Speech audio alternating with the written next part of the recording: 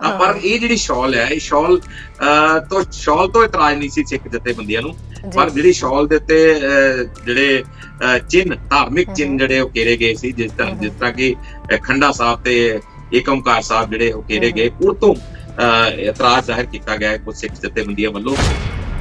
ਔਰ ਬਕਾਇਦਾ ਤੌਰ ਤੇ ਅੱਜ ਉਹ ਸ਼੍ਰੀ ਅਕਾਲ ਤਖਤ ਸਾਹਿਬ ਗਏ ਨੇ, ਉੱਥੇ ਜਾ ਕੇ ਉਹਨਾਂ ਨੇ ਸ਼ਿਕਾਇਤ ਦਰਜ ਕਰਾਈ ਹੈ ਨਵਜੋਤ ਸਿੰਘ ਸਿੱਧੂ ਦੀ ਕਿ ਉਹਨਾਂ ਦੀਆਂ ਜਿਹੜੀਆਂ ਭਾਵਨਾਵਾਂ ਜਿਹੜੀਆਂ ਉਹ ਜ਼ਰੂਰ ਇਹਦੇ ਨਾਲ ਜਿਹੜੀਆਂ ਭੜਕੀਆਂ ਨੇ, ਤੇ ਇਸ ਕਰਕੇ ਹੁਣ ਇੱਥੋਂ ਤੱਕ ਕਿ ਉਹ ਸਿੱਖ ਜਥੇਬੰਦੀਆਂ ਜਿਹੜੀਆਂ ਨੇ ਉਹ ਪੁਲਿਸ ਕੋਲ ਵੀ ਸ਼ਿਕਾਇਤ ਕਰਨ ਜਾ ਰਹੇ ਸੀ। ਅੱਜ ਸਭ ਤੋਂ ਵੱਡਾ ਇਤਰਾਜ਼ ਉਹਨਾਂ ਨੂੰ ਇਹ ਸੀ ਕਿ ਜਦੋਂ ਇਹ ਇਸ ਤਰ੍ਹਾਂ ਦੀ ਸ਼ਾਲ ਲੈ ਕੇ ਜਦੋਂ ਉਹ ਪਹਿਲਾਂ ਸੋਸ਼ਲ ਮੀਡੀਆ ਤੇ ਉਹਨਾਂ ਦੀਆਂ ਫੋਟੋਆਂ ਆਈਆਂ ਤੇ ਉਹਨਾਂ ਨੇ ਇਤਰਾਜ਼ ਜ਼ਾਹਿਰ ਕੀਤਾ ਸੀ, ਪਰ ਉਸ ਦੇ ਬਾਵਜੂਦ ਨਵਜੋਤ ਸਿੰਘ ਸਿੱਧੂ ਨੇ ਫੇਸਬੁੱਕ ਤੇ ਫਿਰ ਇਹ ਫੋਟੋ ਜਿਹੜੀ ਆਪਣੀ ਪਾ ਦਿੱਤੀ।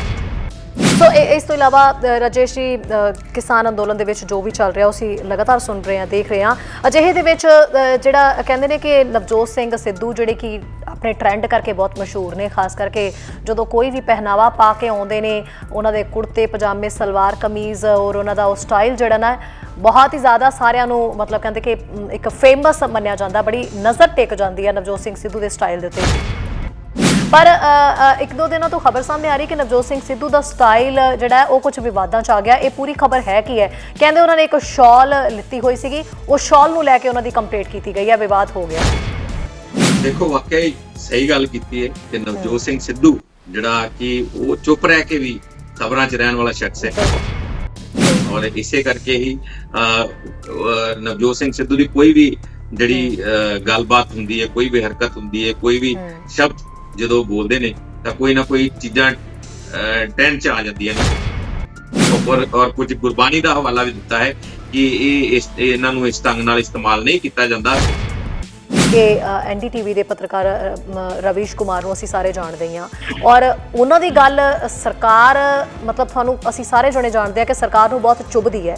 ਸੋ ਇਸੇ ਕਰਕੇ ਇਹ ਖਬਰ ਸਾਹਮਣੇ ਆ ਰਹੀ ਸੀ ਕਿ ਕੁਝ ਦਿਨਾਂ ਤੋਂ NDTV ਨੂੰ ਜਦੋਂ ਉਹਨਾਂ ਨੇ ਬੁਲੇਟਿਨ ਉਹਨਾਂ ਦਾ ਸ਼ੁਰੂ ਹੋਣਾ ਹੁੰਦਾ, ਪ੍ਰਾਈਮ ਟਾਈਮ ਜਦੋਂ ਚੱਲਣਾ ਹੁੰਦਾ, ਤਾਂ ਉਸ ਟਾਈਮ ਦੇ ਉੱਤੇ ਸਕਰੀਨ ਜਿਹੜੀ ਆ ਉਹ ਬਲੈਕ ਨਜ਼ਰ ਆਉਂਦੀ ਹੈ, ਯਾਨੀ ਕਿ ਉਹ ਵੀ ਉੱਥੋਂ ਜਿਹੜੇ ਨੇ ਹਟਾ ਦਿੱਤੇ ਜਾਂਦੇ ਨੇ। ਸੋ ਇਹ ਕਿੰਨੀਆਂ ਵੱਡੀਆਂ ਚੀਜ਼ਾਂ ਹੁੰਦੀਆਂ ਨੇ ਜਿਹੜੀਆਂ ਕਿ ਇਸ ਕੋਈ ਵੀ ਮੂਵਮੈਂਟ ਹੋਵੇ ਉਹਨੂੰ ਖਰਾਬ ਕਰਨ ਦੇ ਲਈ ਇਸਤੇਮਾਲ ਕੀਤਾ ਜਾਂਦੀਆਂ ਨੇ। ਸੋ ਸਾਨੂੰ ਤਾਂ ਸਾਰਿਆਂ ਨੂੰ ਇਹ ਚੀਜ਼ ਬਾਖੂਬੀ ਸਮਝਣੀ ਚਾਹੀਦੀ ਹੈ ਕਿ ਸਾਨੂੰ ਕਿੰਨੀ ਜ਼ਰੂਰਤ ਹੈ ਇੰਟਰਨੈਟ ਦੀ ਔਰ ਇਹਨਾਂ ਸੇਵਾਵਾਂ ਦੀ।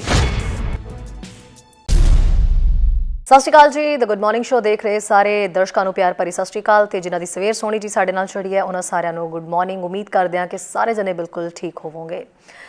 ਅੱਜ 29 ਦਸੰਬਰ ਹੈ ਔਰ 29 ਦਸੰਬਰ ਯਾਨੀ ਕਿ ਸਿਰਫ ਮਹਿਜ਼ 2 ਦਿਨ ਬਚੇ ਨੇ ਸਾਲ ਬਦਲਣ ਦੇ ਵਿੱਚ, ਨਵਾਂ ਸਾਲ ਚੜ੍ਹਨ ਵਾਲਾ ਹੈ।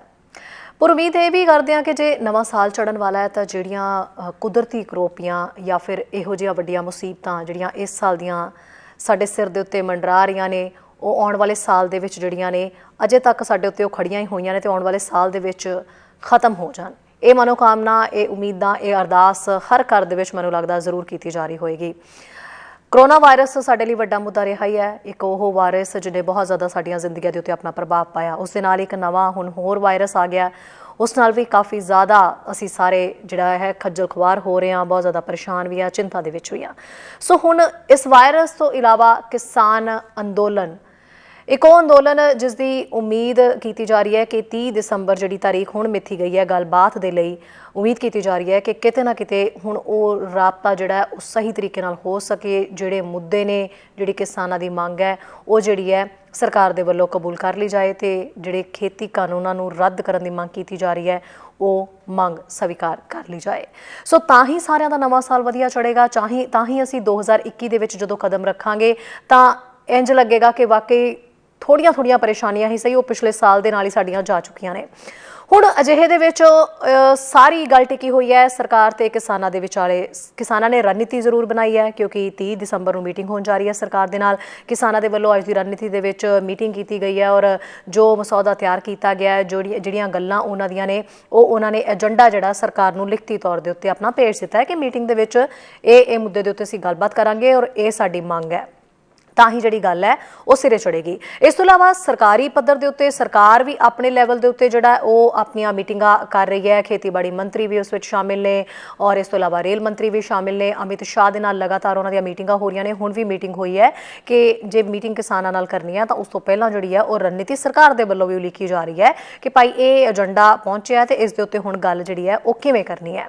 ਸੋ ਕੋਸ਼ਿਸ਼ ਇਹੀ ਕੀਤੀ ਜਾ ਰਹੀ ਹੈ ਕਿ ਕਿਤੇ ਨਾ ਕਿਤੇ ਇਸ ਮੁੱਦੇ ਦਾ ਹੱਲ ਕੱਢਿਆ ਜਾਏ, ਪਰ ਵਿਚਲਾ ਰਸਤਾ ਸਰਕਾਰ ਕੱਢਣ ਦੀ ਕੋਸ਼ਿਸ਼ ਕਰ ਰਹੀ ਹੈ ਜਦੋਂ ਕਿ ਕਿਸਾਨ ਸਾਰੇ ਉਹ ਬਿਲਕੁਲ ਇਹ ਚੀਜ਼ ਸਵੀਕਾਰ ਨਹੀਂ ਕਰਨਗੇ ਕਿ ਉਹਨਾਂ ਦੀ ਸਿਰਫ ਇੱਕੋ ਮੰਗ ਹੈ ਕਿ ਜਿਹੜੇ 3 ਕਾਨੂੰਨਾਂ ਦੀ ਅਸੀਂ ਗੱਲ ਕਰ ਰਹੇ ਹਾਂ ਉਹ ਰੱਦ ਹੋਣੇ ਚਾਹੀਦੇ ਨੇ, ਤਾਂ ਹੀ ਅਸੀਂ ਆਪਣੇ ਘਰਾਂ ਨੂੰ ਜਿਹੜਾ ਹੈ ਵਾਪਸ ਜਾਵਾਂਗੇ। ਅਜਿਹੇ ਦੇ ਵਿੱਚ ਪੰਜਾਬ ਦੀ ਸਿਆਸਤ ਦੇ ਵਿੱਚ ਵੀ ਕਾਫੀ ਜ਼ਿਆਦਾ ਹਲਚਲ ਮਚੀ ਹੋਈ ਹੈ। ਕੈਪਟਨ ਅਮਰਿੰਦਰ ਸਿੰਘ ਕਾਫੀ ਨਾਰਾਜ਼ ਚੱਲ ਰਹੇ ਨੇ, ਕਿਉਂ ਚੱਲ ਰਹੇ ਨੇ ਇਹ ਅਸੀਂ ਜਾਣਾਂਗੇ। ਇਸ ਤੋਂ ਇਲਾਵਾ ਅਜਿਹੇ ਦੇ ਵਿੱਚ ਨਵਜੋਤ ਸਿੰਘ ਸਿੱਧੂ ਨੇ ਇੱਕ ਸ਼ਾਲ ਲਈ ਸੀ, ਉਹ ਸ਼ਾਲ ਜਿਹੜੀ ਹੈ ਕਾਫੀ ਵਿਵਾਦਾਂ ਦਾ ਕਾਰਨ ਬਣ ਗਈ। ਕੀ ਵਿਵਾਦ ਹੋਇਆ ਉਸ ਤੇ ਵੀ ਅਸੀਂ ਸ਼ੋਅ ਦੇ ਵਿੱਚ ਗੱਲ ਜ਼ਰੂਰ ਕਰਾਂਗੇ। ਔਰ ਇਸ ਤੋਂ ਇਲਾਵਾ ਜਿਹੜਾ ਭਾਰਤ ਦੇ ਵਿੱਚ ਨਵੇਂ ਵਾਇਰਸ ਨੇ ਦਸਤਕ ਦਿੱਤੀ ਹੈ ਜਾਂ ਨਹੀਂ ਦਿੱਤੀ ਹੈ, ਜਾਂ ਕੀ ਚੱਲ ਰਿਹਾ ਜਾਂ ਕਿਸ ਤਰ੍ਹਾਂ ਦੀ ਚਿੰਤਾ ਹੈ, ਉਸ ਦੇ ਉੱਤੇ ਵੀ ਅਸੀਂ ਬਹੁਤ ਸਾਰੀਆਂ ਅਜਿਹੀਆਂ ਗੱਲਾਂ ਨੇ ਜਿਨ੍ਹਾਂ ਤੇ ਗੱਲਬਾਤ ਕਰਾਂਗੇ। ਆਮ ਆਦਮੀ ਪਾਰਟੀ ਦੇ ਵੱਲੋਂ ਐਲਾਨ ਕੀਤਾ ਗਿਆ ਕਿਸਾਨਾਂ ਦੇ ਲਈ, ਉਹ ਐਲਾਨ ਤੋਂ ਕਿਸਾਨ ਕਿੰਨੇ ਕੁ ਖੁਸ਼ ਨੇ, ਇਸ ਤੇ ਵੀ ਗੱਲ ਕਰਾਂਗੇ। ਸਾਰੀਆਂ ਗੱਲਾਂ ਤੇ ਜਿਹੜਾ ਸਾਡੇ ਨਾਲ ਹਮੇਸ਼ਾ ਅਪਡੇਟ ਦੇਣ ਦੇ ਲਈ ਰਾਜੇਸ਼ ਗਿੱਲ ਜੀ ਅੰਮ੍ਰਿਤਸਰ ਤੋਂ ਜੁੜੇ ਹੁੰਦੇ ਨੇ। ਰਾਜੇਸ਼ ਗਿੱਲ ਜੀ, ਬਹੁਤ ਬਹੁਤ ਸਵਾਗਤ ਹੈ ਜੀ। ਧੰਨਵਾਦ ਜੀ, ਸਾਰਿਆਂ ਨੂੰ ਪਿਆਰ ਭਰੀ ਸਤਿ ਸ਼੍ਰੀ ਅਕਾਲ ਜੀ। ਸਤਿ ਸ਼੍ਰੀ ਅਕਾਲ ਰਾਜੇਸ਼ ਜੀ। ਰਾਜੇਸ਼ ਜੀ, ਸਭ ਤੋਂ ਪਹਿਲਾਂ ਤਾਂ ਆਪਾਂ ਕਿਸਾਨ ਮੁੱਦੇ ਦੀ ਗੱਲ ਕਰ ਲੈਂਦੇ ਹਾਂ। ਕਿਸਾਨਾਂ ਦੇ ਵੱਲੋਂ ਰਣਨੀਤੀ ਜਿਹੜੀ ਉਲੀਕੀ ਗਈ ਹੈ, ਏਜੰਡਾ ਸਰਕਾਰ ਨੂੰ ਭੇਜ ਦਿੱਤਾ ਕਿ ਗੱਲਬਾਤ ਦਾ, ਹਾਲਾਂਕਿ ਸਰਕਾਰ ਜਾਣਦੀ ਹੈ ਕਿ ਏਜੰਡਾ ਗੱਲਬਾਤ ਦਾ ਜਿਹੜਾ ਉਹ ਕੀ ਹੈ, ਤੇ ਹੁਣ ਰਣਨੀਤੀ ਜਿਹੜੀ ਬਣਾਈ ਗਈ ਹੈ ਉਸ ਰਣਨੀਤੀ ਦੇ ਵਿੱਚ, ਉਸ ਏਜੰਡੇ ਦੇ ਵਿੱਚ ਕੀ ਕੁਝ ਖਾਸ ਹੈ ਜਿਹੜਾ ਕਿ ਸਰਕਾਰ ਨੂੰ ਭੇਜਿਆ ਗਿਆ? ਦੇਖੋ, ਅਸੀਂ ਕੱਲ ਵੀ ਚਰਚਾ ਕਰ ਰਹੇ ਸੀ, ਜਿਹੜੀ 30 ਤਰੀਕ ਦੀ ਮੀਟਿੰਗ ਹੈ ਉਹ ਮੀਟਿੰਗ ਕਿੰਨੀ ਅਹਿਮ ਹੈ ਔਰ ਉਸ ਦੇ ਵਾਸਤੇ ਕੀ ਤਿਆਰੀਆਂ ਕੀਤੀਆਂ ਜਾ ਰਹੀਆਂ ਨੇ, ਉਹ ਸਾਰੀ ਗੱਲਬਾਤ ਅਸੀਂ ਕਰ ਰਹੇ ਸੀ। ਪਰ ਉਸ ਦੇ ਵਿੱਚ ਹੁਣ ਕੁਝ ਕਦਮ ਅੱਗੇ ਵਧੇ ਨੇ। ਕਿਸਾਨ ਜਿਹੜੇ ਨੇ ਉਹ ਇਸ ਢੰਗ ਨਾਲ ਵਧੇ ਨੇ ਕਿਉਂਕਿ ਸਭ ਤੋਂ ਵੱਡੀ ਗੱਲ ਹੈ ਕਿ ਜਿਹੜੀਆਂ ਪਹਿਲੋਂ ਵੀ ਮੀਟਿੰਗਸ ਗਈਆਂ, 5 ਮੀਟਿੰਗਾਂ ਹੋ ਚੁੱਕੀਆਂ ਨੇ ਜਿਹੜੀਆਂ ਕਿ ਬੇਸਿੱਟਾ ਰਹੀਆਂ, ਪਰ ਕਿਸਾਨ ਮੀਟਿੰਗਾਂ ਤੋਂ ਨਹੀਂ ਭੱਜਦੇ, ਸੱਦੇ ਤੋਂ ਨਹੀਂ ਭੱਜਦੇ।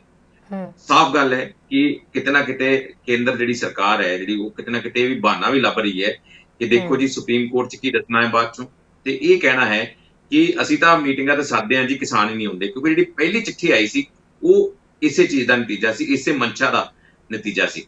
ਪਰ ਹੁਣ ਜਿਹੜੀ ਚਿੱਠੀ ਜਿਹੜੀ ਆਈ ਹੈ, ਜਿਹੜੀ ਜਿਸ ਤੇ ਗੱਲਬਾਤ ਤੈਅ ਹੋਈ ਹੈ ਕਿ ਇਸ ਤਰੀਕ ਨੂੰ ਗੱਲਬਾਤ ਹੋਣੀ ਹੈ, ਸਮਾਂ 2 ਵਜੇ ਦਾ ਦਿੱਤਾ ਗਿਆ ਹੈ, ਇਹ ਤਮਾਮ ਚੀਜ਼ਾਂ ਜਿਹੜੀਆਂ ਤੈਅ ਹੋਈਆਂ ਨੇ, ਉਸ ਦੇ ਵਿੱਚ ਕੁਝ ਕਦਮ ਅੱਗੇ ਵੱਧ ਕੇ ਜਿਹੜੀਆਂ ਮੰਗਾਂ ਉਹ ਕਿਸਾਨਾਂ ਵੱਲੋਂ ਰੱਖ ਦਿੱਤੀਆਂ ਗਈਆਂ ਹਨ ਕਿ ਬਾਰ-ਬਾਰ ਪ੍ਰਧਾਨ ਮੰਤਰੀ ਵੱਲੋਂ, ਖੇਤੀਬਾੜੀ ਮੰਤਰੀ ਵੱਲੋਂ, ਬਾਰ-ਬਾਰ ਅਮਿਤ ਸ਼ਾਹ ਵੱਲੋਂ ਔਰ ਤਮਾਮ ਜਿਹੜੇ ਭਾਜਪਾ ਦੇ ਲੀਡਰ ਨੇ ਉਹਨਾਂ ਵੱਲੋਂ ਇਹ ਕਿਹਾ ਜਾ ਰਿਹਾ ਕਿ MSP ਖਤਮ ਨਹੀਂ ਹੋਏਗੀ, MSP ਚੱਲਦੀ ਰਹੇਗੀ। ਹੁਣ ਉਸ ਨੂੰ ਲੀਗਲਾਈਜ਼ ਕਰਨ ਦੀ ਮੰਗ ਜਿਹੜੀ ਕੀਤੀ ਗਈ ਹੈ ਕਿਸਾਨਾਂ ਵੱਲੋਂ, ਪਹਿਲਾਂ ਵੀ ਕੀਤੀ ਜਾ ਰਹੀ ਸੀ, ਹੁਣ ਵੀ ਕੀਤੀ ਜਾ ਰਹੀ ਹੈ। ਪਰ ਇਹ ਦੋਵੇਂ ਚੀਜ਼ਾਂ ਹੁਣ ਜੋੜ ਦਿੱਤੀਆਂ ਗਈਆਂ ਨੇ ਕਿ ਤਿੰਨੇ ਖੇਤੀ ਕਾਨੂੰਨ ਰੱਦ ਕੀਤੇ ਜਾਣ ਤੇ ਉਸ ਦੇ ਨਾਲ ਜੇ ਉਹ ਕਹਿ ਰਹੇ ਹੋ ਕਿ MSP ਬੰਦ ਨਹੀਂ ਹੋਏਗੀ ਤਾਂ ਉਸ ਨੂੰ ਲੀਗਲਾਈਜ਼ ਕਰ ਦਿੱਤਾ ਜਾਏ। ਇਹ ਮੰਗ ਜਿਹੜੀ ਕੀਤੀ ਗਈ ਹੈ, ਇਹ ਉਹਨੇ 2 ਮੰਗਾਂ ਨੇ ਜਿਹੜੀਆਂ ਕਿ ਉਹਨਾਂ ਨੇ ਜਿਹੜੀਆਂ ਕਿਸਾਨਾਂ ਨੇ ਰੱਖ ਦਿੱਤੀਆਂ ਗਈਆਂ ਨੇ। ਕਿਸਾਨਾਂ ਦੇ ਉੱਤੇ ਪਰਚੇ ਬੜੇ ਦਰਜ ਕੀਤੇ ਗਏ, ਇਹ ਜਦੋਂ ਪਹਿਲਾਂ ਵੀ ਪਰਚੇ ਦਰਜ ਕੀਤੇ ਗਏ ਜਦੋਂ ਕਿ ਐਜੀਟੇਸ਼ਨ ਚੱਲ ਰਹੀ ਸੀ ਉਸ ਦੌਰਾਨ ਵੀ। ਹੁਣ ਹਰਿਆਣਾ 'ਚ ਜਦੋਂ ਬਣਨ ਲੱਗੇ ਉਦੋਂ ਪਰਚੇ ਬੜੇ ਦਰਜ ਕੀਤੇ ਗਏ। ਹਰਿਆਣਾ ਦੇ ਵਿੱਚ ਜਿਹੜੇ ਕਿਸਾਨ ਨੇ ਉਹਨਾਂ ਤੇ ਬਹੁਤ ਜ਼ਿਆਦਾ ਪਰਚੇ ਦਰਜ ਕੀਤੇ ਗਏ, ਉਹਨਾਂ ਨੂੰ ਵਾਪਸ ਕਰਨ ਦੀ ਮੰਗ ਕੀਤੀ ਗਈ ਹੈ। ਇੱਕ ਇਹ ਏਜੰਡਾ ਰੱਖਿਆ ਗਿਆ ਹੈ। ਦੂਸਰਾ ਉਹਨਾਂ ਨੇ ਕਿਹਾ ਕਿ ਜਿਹੜਾ ਬਿਜਲੀ ਖੇਤਰ ਹੈ ਉਹਦੇ ਵਿੱਚ ਸਬਸਿਡੀ ਜਿਹੜੀ ਦਿੱਤੀ ਜਾਂਦੀ ਹੈ ਉਸ ਦੇ ਵਿੱਚ ਕੋਈ ਕਟੌਤੀ ਨਾ ਕੀਤੀ ਜਾਵੇ, ਇਹ ਇਸ ਦੇ ਬਾਰੇ ਜਿਹੜੀ ਮੰਗ ਕੀਤੀ ਗਈ ਹੈ। ਤੇ ਵੱਡਾ ਮੁੱਦਾ ਤਾਂ ਉਹੀ ਹੈ ਕਿ ਤਿੰਨੇ ਖੇਤੀ ਕਾਨੂੰਨ ਜਿਹੜੇ ਨੇ ਉਹ ਰੱਦ ਕੀਤੇ ਜਾਣ। ਉਹ ਰੱਦ ਕਿਵੇਂ ਕੀਤੇ ਜਾਣੇ ਨੇ, ਕਿਸ ਢੰਗ ਨਾਲ ਕੀਤੇ ਜਾਣੇ ਨੇ, ਇਸ ਤੇ ਚਰਚਾ ਕਰਨ ਵਾਸਤੇ ਜਿਹੜੇ ਕਿਸਾਨ ਉਹ ਤਿਆਰ ਹਨ ਕਿ ਇਸ ਤੇ ਚਰਚਾ ਕੀਤੀ ਜਾਏ। ਪਰ ਹੁਣ ਸਰਕਾਰ ਦੀ ਕੀ ਮਨਸ਼ਾ ਹੈ? ਸਰਕਾਰ ਜਿਵੇਂ ਕਿ ਅਸੀਂ ਪਹਿਲਾਂ ਕਹਿ ਰਹੇ ਹਾਂ ਕਿ ਕੀ ਉਹ ਇੱਕ ਖਾਨਾ ਪੂਰਤੀ ਕਰ ਰਹੀ ਹੈ, ਕੀ ਉਹ ਫਾਈਲਾਂ ਦਾ ਢਿੱਡ ਭਰ ਰਹੀ ਹੈ? ਇਸ ਗੱਲ ਨੂੰ ਦੇਖਣ ਵਾਸਤੇ ਕਿ ਅਸੀਂ ਸੱਦਾ ਦਿੱਤਾ ਹੈ, ਕਿਸਾਨਾਂ ਨਾਲ ਗੱਲਬਾਤ ਕੀਤੀ ਹੈ। ਸੁਪਰੀਮ ਕੋਰਟ ਨੇ ਇਹੀ ਕਿਹਾ ਸੀਗਾ ਕਿ ਕਿਸਾਨਾਂ ਨਾਲ ਗੱਲਬਾਤ ਕਰੋ, ਕਿਸੇ ਤਰੀਕੇ ਦਾ ਕੋਈ ਜ਼ਬਰ ਜ਼ੁਲਮ ਨਹੀਂ ਕਰਨਾ, ਕੋਈ ਅਜਿਹੀ ਮਨਸ਼ਾ ਨਹੀਂ ਰੱਖਣੀ। ਤੇ ਇਸ ਕਰਕੇ ਕਿਸਾਨਾਂ ਨਾਲ ਗੱਲ ਕਰ ਰਹੇ ਹਾਂ, ਇਹ ਦਰਸਾਉਣ ਵਾਸਤੇ ਕੀਤੀ ਜਾ ਰਹੀ ਹੈ। ਇਹ ਚੀਜ਼ਾਂ ਜਿਹੜੀਆਂ ਜੇ ਸਰਕਾਰ ਦੇ ਮਾਈਂਡ ਦੇ ਵਿੱਚ ਹਨ ਤਾਂ ਇਹ ਬਹੁਤ ਮੰਦਭਾਗੀ ਗੱਲ ਹੈ, ਕਿਉਂਕਿ ਹਾਲਾਂਕਿ ਉੱਥੇ ਜਿਹੜੇ ਆਗੂ ਮੌਜੂਦ ਨੇ ਉਹਨਾਂ ਨੂੰ ਇਹ ਪਤਾ ਹੈ, ਜ਼ਿਆਦਾਤਰ ਦੀ ਸੋਚ ਇਹੀ ਹੈ ਕਿ ਇਹ ਵੀ ਮੀਟਿੰਗ 6ਵੀਂ ਮੀਟਿੰਗ ਵੀ ਜਿਹੜੀ ਹੈ ਬੇਸਿੱਟਾ ਰਹਿਣ ਵਾਲੀ ਹੈ, ਇਸ ਦਾ ਕੋਈ ਸਿੱਟਾ ਨਹੀਂ ਨਿਕਲਣਾ। ਇਸੇ ਕਰਕੇ ਉਹਨਾਂ ਦੀ ਜਿਹੜੀ ਟਰੈਕਟਰ ਰੈਲੀ ਸੀ ਜਿਹੜੀ ਪਹਿਲਾਂ 29 ਨੂੰ ਸੀ, ਹੂੰ ਉਸ ਦਾ ਐਲਾਨ ਕਰ ਦਿੱਤਾ ਗਿਆ ਸੀ ਕਿ 29 ਨੂੰ ਟਰੈਕਟਰ ਰੈਲੀ ਜਿਹੜੀ ਹੋਣੀ ਹੈ, ਤਮਾਮ ਦਿੱਲੀ ਦੇ ਬਾਰਡਰ ਦੇ ਆਲੇ ਦੁਆਲੇ ਜਿਹੜੀ ਇਹ ਟਰੈਕਟਰ ਰੈਲੀ ਕੀਤੀ ਜਾਣੀ ਹੈ। ਪਰ ਸਰਕਾਰ ਨੇ 30 ਤਰੀਕ ਨੂੰ ਮੀਟਿੰਗ ਸੱਦ ਲਈ ਤੇ 30 ਤਰੀਕ ਨੂੰ ਸੌਰੀ ਟਰੈਕਟਰ ਰੈਲੀ ਸੀਗੀ ਤੇ ਉਹ ਸਰਕਾਰ ਨੇ ਜਿਹੜੀ ਉਹ ਮੀਟਿੰਗ ਰੱਖ ਲਈ ਤੇ ਹੁਣ 30 ਤਰੀਕ ਦੀ ਬਜਾਏ 31 ਤਰੀਕ ਨੂੰ ਕਿਸਾਨਾਂ ਨੇ ਵੀ ਆਪਣਾ ਐਲਾਨ ਕਰ ਦਿੱਤਾ ਹੈ ਕਿ ਅਸੀਂ ਵੀ ਆਪਣੇ ਪ੍ਰੋਗਰਾਮ ਨਹੀਂ ਛੱਡਣੇ, ਜਿਹੜੇ ਪ੍ਰੋਗਰਾਮ ਕਰਨੇ ਨੇ ਉਹ ਇਸੇ ਤਰੀਕੇ ਨਾਲ ਕਰਦੇ ਜੇ 30 ਤਰੀਕ ਨੂੰ ਕੋਈ ਹੱਲ ਵਾਲੀ ਜੇ 30 ਤਰੀਕ ਨੂੰ ਕੋਈ ਹੱਲ ਵਾਲੀ ਗੱਲ ਨਿਕਲ ਜਾਂਦੀ ਹੈ ਤਾਂ ਫਿਰ ਉਹ ਰੈਲੀ ਕੈਂਸਲ ਹੋਏਗੀ, ਅਦਰਵਾਈਜ਼ ਜਿਹੜੀ ਰੈਲੀ ਹੋਣੀ ਹੈ 31 ਤਰੀਕ ਨੂੰ ਉਲੀਕੀ ਗਈ ਹੈ ਤਾਰੀਖ, ਉਹ ਕਿਸਾਨ ਕਰਨਗੇ। ਦੇਖੋ ਹਾਲੇ ਤੇ ਇਹ ਜਿਹੜੇ ਕਿਸਾਨ ਨੇ ਉਹ ਸਿਰਫ ਇਸ ਕਰਕੇ ਜਾ ਰਹੇ ਨੇ ਕਿ ਉਹ ਗੱਲਬਾਤ ਤੋਂ ਭੱਜਣ ਵਾਲੇ ਨਹੀਂ ਹੈ। ਹਰ ਵਾਰ ਕਿਉਂਕਿ ਲੰਮਾ ਸੋਚ ਕੇ ਆਏ ਹੋਏ ਨੇ ਕਿ ਲੰਮਾ ਸਮਾਂ ਲੱਗ ਜਾਏਗਾ, ਕੋਈ ਗੱਲ ਨਹੀਂ। ਹਰ ਇੱਕ ਦੀ ਜ਼ੁਬਾਨ ਤੇ ਇਹੀ ਹੈ ਕਿ ਜਿਹੜਾ ਪਗੜੀ ਸੰਭਾਲ ਜੱਟਾ ਅੰਦੋਲਨ ਚੱਲਿਆ ਸੀਗਾ, ਜਿਹੜਾ ਬਹੁਤ ਲੰਮਾ ਸਮਾਂ 9 ਮਹੀਨੇ ਅੰਦੋਲਨ ਚੱਲਿਆ ਸੀ, ਔਰ ਅੰਗਰੇਜ਼ ਸਰਕਾਰ ਨੂੰ ਜਿਹੜਾ ਗੋਡਿਆਂ ਭਾਰ ਲਿਆਂਦਾ ਸੀ, ਇਹ ਚੀਜ਼ਾਂ ਜਿਹੜੀਆਂ ਸੋਚ ਕੇ ਹਰ ਕੋਈ ਚੱਲਿਆ ਹੈ। ਹਰ ਇੱਕ ਦਾ ਜਜ਼ਬਾ ਔਰ ਹਰ ਇੱਕ ਦਾ ਜਿਹੜਾ ਮਨੋਬਲ ਜਿਹਨੂੰ ਕਹਿੰਦੇ ਆ ਉਹ ਬਹੁਤ ਉੱਚਾ ਹੈ, ਔਰ ਉਹ ਕਹਿੰਦੇ ਕਿ ਜਿੱਤ ਕੇ ਜਾਣਾ, ਉਸ ਤਰ੍ਹਾਂ ਵਾਪਸ ਨਹੀਂ ਜਾਣਾ। ਇਹ ਹਰ ਕਿਸਾਨ ਆਗੂ ਇਹ ਗੱਲ ਕਰ ਰਿਹਾ ਹੈ, ਇਸ ਕਰਕੇ ਮੀਟਿੰਗ 'ਚ ਜ਼ਰੂਰ ਜਾਣਗੇ। ਉਸਦੇ ਬਾਰੇ ਜੋ ਹੈ ਉਮੀਦ ਤਾਂ ਹੈ, ਉਮੀਦ ਨਹੀਂ ਛੱਡਣੀ ਚਾਹੀਦੀ, ਉਮੀਦ ਕਰਕੇ ਹੀ ਜਾਣਗੇ ਕਿ ਕੋਈ ਨਾ ਕੋਈ ਗੱਲ ਨਿਕਲ ਕੇ ਸਾਹਮਣੇ ਆਵੇ, ਜਾਂ ਜੇ ਕੋਈ ਹੋਰ ਵੀ ਮੀਟਿੰਗ ਹੁੰਦੀ ਹੈ ਤਾਂ ਇਸ ਮੀਟਿੰਗ ਦੇ ਵਿੱਚ ਕਮ ਸੇ ਕਮ ਕੋਈ ਅਜਿਹਾ ਰਾਹ ਪੱਧਰਾ ਹੋ ਜਾਏ ਕਿ ਜਿਸ ਨਾਲ ਕਿ ਅਗਲੀ ਮੀਟਿੰਗ ਵੀ ਹੋ ਸਕੇ, ਕਿਉਂਕਿ 22 ਦਿਨ ਦਾ ਇੱਕ ਡੈਡਲੌਕ ਬਣ ਗਿਆ ਸੀ, ਉਹ ਬੜਾ ਵੱਡਾ ਡੈਡਲੌਕ ਬਣ ਗਿਆ ਸੀਗਾ ਕਿ ਜਿਸ ਨੂੰ ਲੱਗ ਰਿਹਾ ਸੀਗਾ ਕਿ ਹੁਣ ਕੌਣ ਹੋਏਗਾ, ਕਿਸ ਪਾਸੇ ਵੱਲੋਂ ਜਿਹੜੀ ਬਰਫ਼ ਪਿਘਲੇਗੀ। ਇਹ ਚੀਜ਼ ਜਿਹੜੀ ਬੜੀ ਮੁਸ਼ਕਲ ਨਾਲ ਟੁੱਟੀ ਹੈ ਤੇ ਹੁਣ ਕਮ ਸੇ ਕਮ ਇੰਨਾ ਜ਼ਰੂਰ ਹੋ ਜਾਏ ਕਿ ਇਸ ਮੀਟਿੰਗ ਦੇ ਵਿੱਚ ਕੋਈ ਸਾਰਥਕ ਚੀਜ਼ਾਂ ਅਜਿਹੀਆਂ ਹੋਣ ਕਿ ਅਗਲੀ ਮੀਟਿੰਗ ਦਾ ਰਾਹ ਪੱਧਰਾ ਜ਼ਰੂਰ ਹੋ ਜਾਏ, ਕਿ ਅਗਲੀ ਮੀਟਿੰਗ ਜਿਹੜੀ ਹੋਏ ਉਸ ਦੇ ਵਿੱਚ ਫਿਰ ਉਮੀਦ ਵੱਧ ਸਕਦੀ ਹੈ ਕਿ ਕੁਛ ਨਾ ਕੁਛ ਨਿਕਲ ਆਏ। ਪਰ ਸਰਕਾਰ ਦੀ ਮਨਸ਼ਾ ਜਿਹੜੀ ਹੈ ਉਹ ਤੇ ਸਾਰਾ ਕੁਝ ਡਿਪੈਂਡ ਕਰਦਾ ਹੈ ਕਿ ਸਰਕਾਰ ਚਾਹੁੰਦੀ ਕੀ ਹੈ, ਕਿਉਂਕਿ ਜਿਸ ਤਰ੍ਹਾਂ ਦੇ ਵਾਰ-ਵਾਰ ਭਾਸ਼ਣ ਸੁਣਨ ਨੂੰ ਮਿਲਦੇ ਨੇ ਇਹਨਾਂ ਦੇ, ਉਸ ਤੋਂ ਤਾਂ ਲੱਗਦਾ ਨਹੀਂ ਕਿ ਕੋਈ ਨਾ ਕੋਈ ਹੱਲ ਨਿਕਲੂਗਾ, ਜਾਂ ਕਿਸਾਨ ਜੋ ਸੋਚ ਕੇ ਬੈਠੇ ਨੇ, ਜਾਂ 4 ਨੁਕਾਤੀ ਜਿਹੜਾ ਏਜੰਡਾ ਦਿੱਤਾ ਗਿਆ ਹੈ ਉਹ ਕਿਸਾਨਾਂ ਦਾ ਕੋਈ ਵੀ ਮੰਗ ਪੂਰੀ ਹੋਏਗੀ, ਇਹ ਲੱਗਦਾ ਨਹੀਂ ਹੈ। ਬਟ ਫਿਰ ਵੀ ਪਰ ਫਿਰ ਵੀ ਰਾਜੇਸ਼ ਜੀ ਕਿਸਾਨ ਬਿਲਕੁਲ ਇਸ ਮੀਟਿੰਗ ਦੇ ਸੱਦੇ ਨੂੰ ਉਹਨਾਂ ਨੇ ਕਬੂਲ ਕੀਤਾ, ਕਿਉਂਕਿ ਇਸ ਗੱਲ ਤੇ ਵੀ ਵਿਚਾਰ ਚਰਚਾ ਕੀਤੀ ਜਾ ਰਹੀ ਸੀ, ਇਹ ਵੀ ਗੱਲਾਂ ਬਾਹਰ ਨਿਕਲ ਰਹੀਆਂ ਸੀਗੀਆਂ ਕਿ ਹੁਣ ਮੀਟਿੰਗ ਦੇ ਵਿੱਚ ਕਿਸਾਨ ਆਗੂਆਂ ਦਾ, ਕਿਸਾਨ ਜਥੇਬੰਦੀਆਂ ਦਾ ਜਾਣਾ ਜ਼ਰੂਰੀ ਵੀ ਹੈ, ਇਸ ਸੱਦੇ ਨੂੰ ਕਬੂਲਣਾ ਜ਼ਰੂਰੀ ਵੀ ਹੈ, ਕਿਉਂਕਿ ਦਾਰਮਦਾਰ ਹੁਣ ਕਿਸਾਨ ਜਥੇਬੰਦੀਆਂ ਦੇ ਉੱਤੇ ਜਿਹੜਾ ਸਾਫ਼ ਟਿਕਿਆ ਹੋਇਆ, ਉਹਨਾਂ ਦੇ ਹੀ ਮੋਢਿਆਂ ਦੇ ਉੱਤੇ ਸਾਰੀ ਗੱਲ ਟਿਕੀ ਹੋਈ ਹੈ, ਕਿਉਂਕਿ ਕਿਤੇ ਨਾ ਕਿਤੇ ਇੰਨਾ ਆਵਾਮ ਇਕੱਠਾ ਹੋ ਚੁੱਕਿਆ ਇਸ ਕਿਸਾਨ ਅੰਦੋਲਨ ਦੇ ਵਿੱਚ। ਹਜੇ ਤੱਕ ਟਰਾਲੀਆਂ ਭਰ ਕੇ ਜਿਹੜੀਆਂ ਨੇ ਇਸ ਅੰਦੋਲਨ ਦੇ ਵਿੱਚ ਲੋਕ ਇਕੱਠੇ ਹੋ ਰਹੇ ਨੇ, ਪਤਾ ਨਹੀਂ ਕਿਹੜੇ ਥਾਵਾਂ ਤੋਂ, ਕਿਹੜੇ ਸੂਬਿਆਂ ਤੋਂ ਜਿਹੜੇ ਨੇ ਲੋਕ ਪਹੁੰਚ ਰਹੇ ਨੇ, ਸੋ ਬਹੁਤ ਵੱਡਾ ਉੱਥੇ ਇਕੱਠ ਹੋ ਚੁੱਕਿਆ ਹੈ। ਤੇ ਹੁਣ ਇੱਕ ਲੰਬਾ ਜਿਹੜਾ ਡੈਡਲੌਕ ਬਣਿਆ ਹੋਇਆ ਸੀ ਸਰਕਾਰ ਦੇ ਵਿਚਾਲੇ ਤੇ ਕਿਸਾਨਾਂ ਦੇ ਵਿਚਾਲੇ, ਤੇ ਉਹ ਹੁਣ ਭਰਨਾ ਵੀ ਕਿਤੇ ਨਾ ਕਿਤੇ ਜ਼ਰੂਰੀ ਹੈ। ਜੇ ਕਿਸਾਨਾਂ ਦੇ ਦਿਮਾਗ ਦੇ ਵਿੱਚ ਜਾਂ ਜਥੇਬੰਦੀਆਂ ਦੇ ਦਿਮਾਗ ਦੇ ਵਿੱਚ ਇਹ ਗੱਲ ਹੈ ਵੀ ਹੈ ਕਿ ਪਤਾ ਨਹੀਂ ਇਸ ਮੀਟਿੰਗ ਦਾ ਸਿੱਟਾ ਕੀ ਨਿਕਲੇਗਾ, ਪਰ ਫਿਰ ਵੀ ਇਸ ਸੱਦੇ ਨੂੰ ਕਬੂਲਣਾ ਉਹਨਾਂ ਦੀ ਵੀ ਇੱਕ ਮਜਬੂਰੀ ਬਣ ਗਈ ਸੀ ਕਿ ਜੇ ਉਹ ਨਹੀਂ ਜਾਂਦੇ ਤਾਂ ਇਹ ਡੈਡਲੌਕ ਲੰਬਾ ਖਿੱਚਿਆ ਜਾ ਰਿਹਾ। ਫਿਰ ਸ਼ਾਇਦ ਬਾਕੀ ਜਿਹੜੇ ਲੋਕ ਉੱਥੇ ਜੁੜੇ ਹੋਏ ਨੇ ਕਿਸਾਨ, ਉਹਨਾਂ ਨੂੰ ਲੱਗ ਰਿਹਾ ਕਿ ਸ਼ਾਇਦ ਪਤਾ ਨਹੀਂ ਅੱਗੇ ਕੀ ਹੋ ਰਿਹਾ, ਕਿਉਂ ਮੀਟਿੰਗਾਂ ਦਾ ਦੌਰ ਇੱਥੇ ਹੀ ਰੁਕਿਆ ਪਿਆ।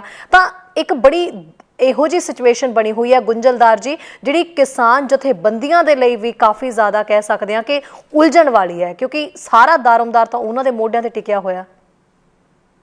ਦੇਖੋ ਇਸ ਵੇਲੇ ਤੇ ਹਰ ਕੋਈ ਚਾਹੁੰਦਾ ਹੈ ਕਿ ਹੁਣ ਇਹ ਕਾਫੀ ਲੰਮਾ ਸਮਾਂ ਹੋ ਗਿਆ ਹੈ, ਠੰਡੀਆਂ ਰਾਤਾਂ ਨੇ ਔਰ ਬਹੁਤ ਬੁਰੇ ਹਾਲਾਤ ਨੇ ਕਿ ਜਿਹੜੇ ਸਾਡੇ ਬਜ਼ੁਰਗ ਨੇ ਉੱਥੇ ਉਹ ਮੌਤ ਦੀ ਜਾ ਰਹੇ ਨੇ, ਮਾੜੀ ਗੱਲ ਹੈ ਜਿਹੜੀ ਹੋ ਰਹੀ ਹੈ। ਤੇ ਇਸ ਕਰਕੇ ਉਮੀਦ ਤਾਂ ਹੈ ਹਰ ਇੱਕ ਨੂੰ ਕਿ ਇਹ ਹੁਣ ਜਿਹੜੀ ਮੀਟਿੰਗ ਜਿਹੜੀ ਹੋਣੀ ਹੈ ਇਸ ਦੇ ਵਿੱਚੋਂ ਕੁਛ ਨਾ ਕੁਛ ਨਿਕਲੇ। ਹਰ ਕੋਈ ਅਰਦਾਸ ਵੀ ਕਰ ਰਿਹਾ ਹੈ, ਇਸ ਗੱਲ ਨੂੰ ਲੈ ਕੇ ਅਰਦਾਸਾਂ ਲਗਾਤਾਰ ਕੀਤੀਆਂ ਜਾ ਰਹੀਆਂ ਹਨ ਕਿ ਸੱਚੇ ਪਾਤਸ਼ਾਹ ਹੁਣ ਕੁਛ ਨਾ ਕੁਛ ਜ਼ਰੂਰ ਹੱਲ ਨਿਕਲ ਆਏ, ਇਹ ਗੱਲ ਕਹੀ ਜਾ ਰਹੀ ਹੈ। ਬਟ ਹੁਣ ਬਾਰ-ਬਾਰ ਮੈਂ ਇਹ ਕਹੂੰਗਾ ਕਿ ਸਰਕਾਰ ਦੀ ਮਨਸ਼ਾ ਜਿਹੜੀ ਹੈ ਉਹ ਬਹੁਤੀ ਕੋਈ ਸਾਫ਼ ਨਜ਼ਰ ਆ ਨਹੀਂ ਰਹੀ। ਕਿਤੇ ਨਾ ਕਿਤੇ ਉਹਨਾਂ ਦੀ ਜਿਹੜੀ ਮਨਸ਼ਾ ਉਹਦੇ ਵਿੱਚ ਖੋਟ ਜ਼ਰੂਰ ਨਜ਼ਰ ਆਉਂਦੀ ਹੈ, ਕਿਉਂਕਿ ਜਿਹੜੇ ਜਿਸ ਤਰ੍ਹਾਂ ਦੇ ਬਿਆਨਾਤ ਨਜ਼ਰ ਆਉਂਦੇ ਨੇ, ਤੇ ਹੁਣ ਹਰ ਕੋਈ ਜਿਹੜਾ ਹੈ ਇਸ ਦੇ ਵਿੱਚ ਕਿਸਾਨ ਮਜ਼ਦੂਰ ਸੰਘਰਸ਼ ਕਮੇਟੀ ਦੀ ਜੇ ਗੱਲ ਕਰੀਏ ਤਾਂ ਉਹਨਾਂ ਨੇ ਪਹਿਲੋਂ 5 ਮੀਟਿੰਗਾਂ ਹੋਈਆਂ, ਪਹਿਲੋਂ 5 ਮੀਟਿੰਗਾਂ ਦੇ ਵਿੱਚ ਉਹਨਾਂ ਨੇ ਪਹਿਲੋਂ ਹੀ ਐਲਾਨ ਕਰ ਦਿੱਤਾ ਸੀ ਇਹਨਾਂ ਮੀਟਿੰਗਾਂ ਦਾ ਕੋਈ ਸਿੱਟਾ ਨਹੀਂ ਨਿਕਲਣ ਵਾਲਾ, ਤੁਸੀਂ ਸਿਰਫ ਹਾਂ ਜਾਂ ਨਾ ਦਾ ਇੰਤਜ਼ਾਰ ਕਰੋ। ਜੇ ਮੀਟਿੰਗਾਂ 'ਚ ਜਾਂਦੇ ਹੋ ਤੇ ਮੀਟਿੰਗਾਂ ਦਾ ਕੋਈ ਸਿੱਟਾ ਨਹੀਂ ਨਿਕਲਣਾ, ਕੋਈ ਫਾਇਦਾ ਨਹੀਂ ਨਿਕਲਣਾ। ਤਾਂ ਇਸ ਵਾਰ ਫਿਰ ਉਹਨਾਂ ਨੇ ਇਹ ਕਹਿ ਦਿੱਤਾ ਕਿ ਇਹ ਮੀਟਿੰਗ ਦੇ ਵਿੱਚ ਨਹੀਂ ਜਾਣਗੇ ਕਿਉਂਕਿ ਮੀਟਿੰਗ ਦਾ ਕੋਈ ਸਿੱਟਾ ਨਹੀਂ ਨਿਕਲਣਾ। ਇਹ ਪਹਿਲਾਂ ਹੀ ਭਵਿੱਖਬਾਣੀਆਂ ਹੋ ਰਹੀਆਂ ਨੇ ਉਹਨਾਂ ਵੱਲੋਂ ਔਰ ਉਸੇ ਲੀਹਾਂ ਤੇ ਉਹ ਚੱਲਦੇ ਨੇ। ਔਰ ਇਸੇ ਕਰਕੇ ਉਹਨਾਂ ਦਾ ਜਿਹੜਾ ਇੱਥੇ ਜੰਡਿਆਲੇ ਲਾਗੇ ਜਿਹੜਾ ਰੇਲਵੇ ਟਰੈਕਸ ਦੇ ਕੋਲ ਬੈਠੇ ਨੇ, ਉਹਨਾਂ ਦਾ ਜਿਹੜਾ ਰੇਲ ਰੋਕੋ ਜਿਹੜਾ ਅੰਦੋਲਨ ਹੈ, ਹਾਲਾਂਕਿ ਉਧਰ ਕੋਈ ਰੇਲ ਜਾ ਤਾਂ ਨਹੀਂ ਰਹੀ, ਪਰ ਉਸਦੇ ਬਾਵਜੂਦ ਜਿਹੜਾ ਉਹਨਾਂ ਦਾ ਅੰਦੋਲਨ ਹੈ ਉਹ ਉਸੇ ਤਰੀਕੇ ਨਾਲ ਚੱਲ ਰਿਹਾ ਹੈ। ਉਹਨਾਂ ਦੇ ਕੁਝ ਬੰਦੇ ਇੱਥੇ ਵੀ ਬੈਠੇ ਨੇ, ਬਹੁਤ ਵੱਡੀ ਸੰਖਿਆ 'ਚ ਜਿਹੜੇ ਦਿੱਲੀ ਦੇ ਬਾਰਡਰਾਂ ਤੇ ਵੀ ਬੈਠੇ ਨੇ, ਤੇ ਉਹ ਜਿਹੜਾ ਸਿਲਸਿਲਾ ਉਹ ਚੱਲਦਾ ਪਿਆ ਹੈ। ਬਿਲਕੁਲ, ਉਹਨਾਂ ਦਾ ਤਾਂ ਸਾਫ਼ ਕਹਿਣਾ ਹੈ ਕਿ ਜੇ 100 ਦਿਨ ਤੋਂ ਉੱਪਰ ਹੋ ਜਾਂਦਾ ਇਸ ਰੇਲ ਅੰਦੋਲਨ ਨੂੰ, ਤੇ ਉਹ ਕਹਿੰਦੇ ਵੀ ਅਸੀਂ ਤਾਂ ਹੋਰ ਤਿੱਖਾ ਕਰਾਂਗੇ। ਉਧਰੋਂ ਰੇਲ ਅੰਦੋਲਨ ਜਿਹੜਾ ਚੱਲ ਰਿਹਾ ਉਹ ਵੀ ਆਪਣੇ ਆਪ ਦੇ ਵਿੱਚ ਕਾਫੀ ਜ਼ਿਆਦਾ ਤਿੱਖਾ ਕਰਨ ਦੀ ਤਿਆਰੀ ਦੇ ਵਿੱਚ ਨੇ, ਕਿਉਂਕਿ ਕਾਫੀ ਲੰਬੇ ਸਮੇਂ ਤੋਂ ਰੇਲ ਅੰਦੋਲਨ ਚੱਲ ਰਿਹਾ। ਕਹਿੰਦੇ 100 ਦਿਨ ਪੂਰੇ ਹੋਣ ਦੇ ਉੱਤੇ ਅਸੀਂ ਹੋਰ ਇਹਨੂੰ ਤਿੱਖਾ ਕਰ ਦੇਵਾਂਗੇ, ਤੇ ਇਹ ਵੀ ਇੱਕ ਸਰਕਾਰ ਦੇ ਲਈ ਵੱਡੀ ਚਿੰਤਾ ਤਾਂ ਹੈ ਹੀ ਹੈ। ਦੇਖੋ, ਇਹ ਜਿਹੜੀ ਮੀਟਿੰਗ ਹੁਣ ਹੋਣ ਜਾ ਰਹੀ ਹੈ, ਇਹ ਮੀਟਿੰਗ ਤੋਂ ਬਾਅਦ ਜਿਹੜਾ ਹੈ, ਉਸ ਤੋਂ ਬਾਅਦ ਫਿਰ ਇੱਕ ਹੌਸਲਾ ਰੱਖਣਾ, ਇੱਕ ਸਥਿਰਤਾ ਕਾਇਮ ਰੱਖਣੀ ਔਰ ਸਾਰਿਆਂ ਨੂੰ ਸ਼ਾਂਤ ਕਰਕੇ ਰੱਖਣਾ, ਇਹ ਵੱਡੀ ਚੁਣੌਤੀ ਜਿਹੜੀ ਸਾਹਮਣੇ ਆਉਣ ਵਾਲੀ ਹੈ। ਕਿਉਂਕਿ ਨੌਜਵਾਨ ਤਬਕਾ ਉੱਥੇ ਬਹੁਤ ਪਹੁੰਚ ਚੁੱਕਿਆ ਹੈ, ਬਹੁਤ ਸਾਰੇ ਨੌਜਵਾਨ ਜਿਹੜੇ ਨੇ ਉੱਥੇ ਪਹੁੰਚ ਚੁੱਕੇ ਨੇ, ਗਰਮ ਖੂਨ ਹੁੰਦਾ ਹੈ। ਹਾਲਾਂਕਿ ਉਹਨਾਂ ਨੇ ਜੋ ਇੱਕ ਮਿਸਾਲ ਕਾਇਮ ਕੀਤੀ ਹੈ, ਜਿਸ ਢੰਗ ਨਾਲ ਉਹਨਾਂ ਨੇ ਪੂਰੇ ਅੰਦੋਲਨ ਨੂੰ ਉਹਨਾਂ ਨੇ ਪੂਰੇ ਸ਼ਾਂਤਮਈ ਢੰਗ ਨਾਲ ਕਰਕੇ, ਤੇ ਉਹਨਾਂ ਨੇ ਹਰ ਇੱਕ ਚੀਜ਼ ਨੂੰ ਬੜੇ ਸੱਜੇ ਢੰਗ ਨਾਲ, ਬੜਾ ਤਰੀਕੇ ਨਾਲ ਉਹਨਾਂ ਨੇ ਹਰ ਚੀਜ਼ ਨੂੰ ਸੰਭਾਲਿਆ ਹੈ ਔਰ ਦਿਖਾ ਦਿੱਤਾ ਹੈ ਪੂਰੀ ਦੁਨੀਆ ਨੂੰ ਕਿ ਉਹ ਕੀ ਕੁਝ ਕਰ ਸਕਦੇ ਹਨ, ਉਹਨਾਂ ਬਾਰੇ ਕੀ ਸੋਚਿਆ ਜਾਂਦਾ ਸੀ ਤੇ ਉਹ ਕਰ ਕੀ ਸਕਦੇ ਨੇ। ਪਰ ਉਸਦੇ ਬਾਵਜੂਦ ਜਿਹੜੀ ਇਹ ਮੀਟਿੰਗ ਹੋਣੀ ਹੈ, ਇਸ ਮੀਟਿੰਗ ਤੋਂ ਬਾਅਦ ਕਿਤੇ ਨਾ ਕਿਤੇ ਜਿਹੜੀ ਕੁਝ ਕੋਸ਼ਿਸ਼ਾਂ ਇਹ ਵੀ ਹੋ ਸਕਦੀਆਂ ਹਨ ਕਿ ਕੁਝ ਇਹ ਚਾਹਣ ਕਿ ਇਹ ਟਕਰਾਅ ਵਾਲੀ ਸਥਿਤੀ ਵੱਲ ਜਾਈਏ, ਜਾਂ ਕੁਝ ਅਜਿਹੀ ਚੀਜ਼ ਜਿਹੜੀ ਹੈ ਉਹਦਾ ਵੀ ਖਦਸ਼ਾ ਜਿਹੜਾ ਹੋ ਸਕਦਾ ਹੈ। ਇਸ ਕਰਕੇ ਬੜਾ ਸੰਭਲਣ ਦੀ ਲੋੜ ਹੈ, ਜਿਹੜੀ ਕਿ ਬਾਅਦ ਦੇ ਵਿੱਚ ਸਥਿਤੀ ਕਿਸ ਤਰ੍ਹਾਂ ਦੀ ਪੈਦਾ ਹੁੰਦੀ ਹੈ, ਇਹ ਵੇਖਣ ਵਾਲੀ ਗੱਲ ਹੋਵੇਗੀ।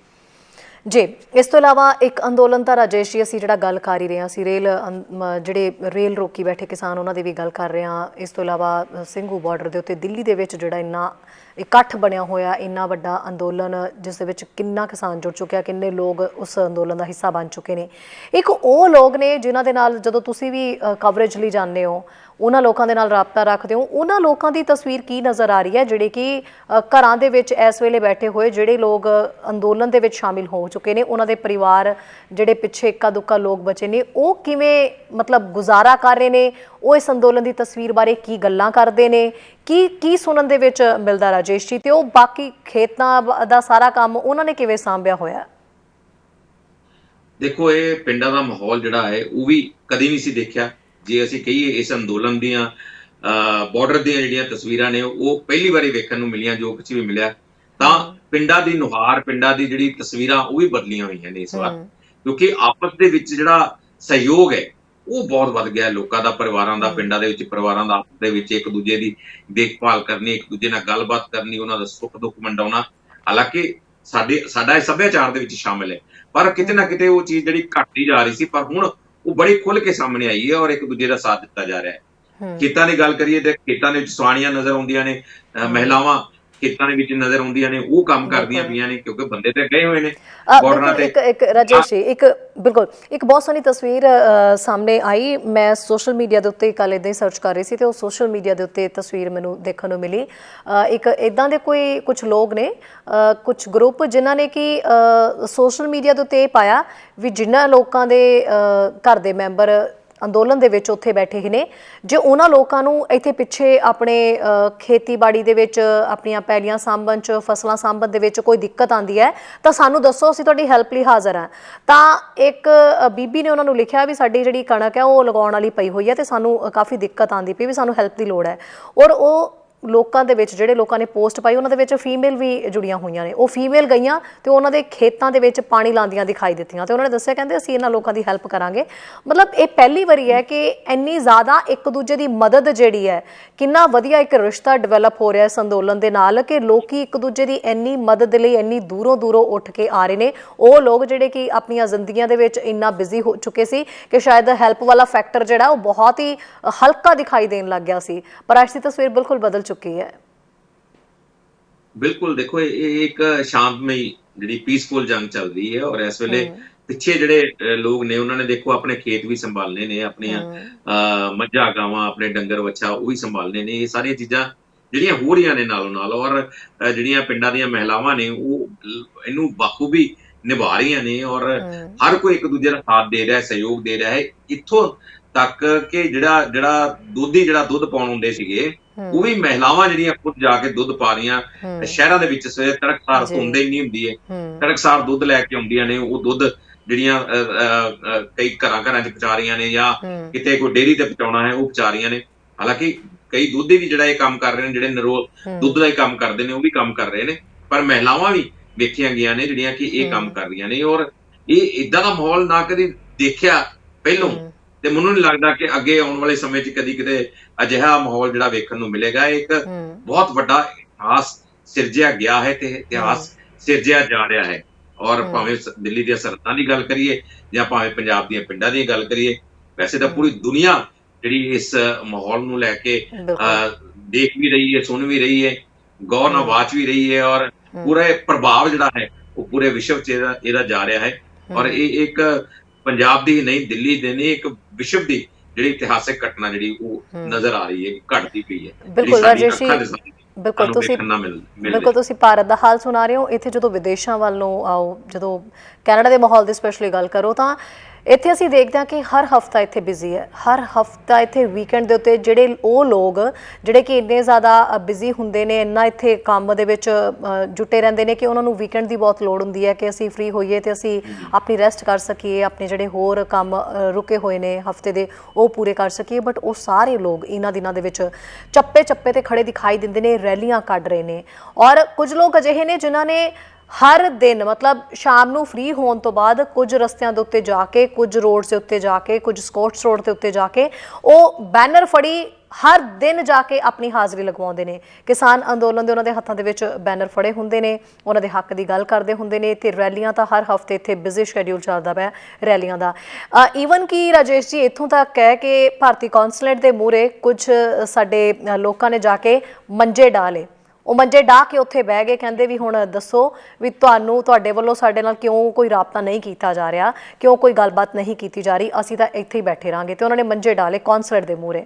ਸੋ ਇਹ ਵੱਡੀ ਗੱਲ ਹੈ ਕਿ ਵਿਦੇਸ਼ਾਂ ਦੇ ਨਾ ਸਿਰਫ ਭਾਰਤ ਦੇ ਵਿੱਚ ਤਾਂ ਅਸੀਂ ਦੇਖ ਹੀ ਰਹੇ ਹਾਂ ਕਿ ਲੋਕ ਕਿਵੇਂ ਜੁਟੇ ਹੋਏ ਨੇ, ਬਲਕਿ ਫੋਰਨ ਕੰਟਰੀਜ਼ ਦੇ ਵਿੱਚ ਜਿਹੜੇ ਲੋਕ ਨੇ ਉਹ ਬਹੁਤ ਜ਼ਿਆਦਾ ਇਸ ਕਿਸਾਨ ਅੰਦੋਲਨ ਨੂੰ ਲੈ ਕੇ ਸਰਗਰਮ ਦਿਖਾਈ ਦੇ ਰਹੇ ਨੇ। ਮਤਲਬ ਜਦੋਂ ਤੱਕ ਉੱਥੇ ਕੋਈ ਹੱਲ ਨਹੀਂ ਨਿਕਲਦਾ ਕਿਸਾਨਾਂ ਦਾ, ਉਦੋਂ ਤੱਕ ਇੱਥੋਂ ਦੇ ਲੋਕ ਵੀ ਜਿਹੜੇ ਨੇ ਉਹ ਆਰਾਮ ਨਾਲ ਨਹੀਂ ਬੈਠੇ ਹੋਏ। ਹਰ ਦਿਨ ਉਹਨਾਂ ਦੇ ਅੰਦਰ ਇਹੀ ਸਿਰਫ ਸਵਾਲ ਚੱਲਦੇ ਰਹਿੰਦੇ ਨੇ, ਦਿਨ ਚੜ੍ਹਦੇ ਰਾਤ ਖਤਮ ਹੋਣ ਤੱਕ, ਕਿ ਕਦੋਂ ਭਾਰਤ ਤੋਂ ਕੋਈ ਚੰਗੀ ਖਬਰ ਆਏਗੀ।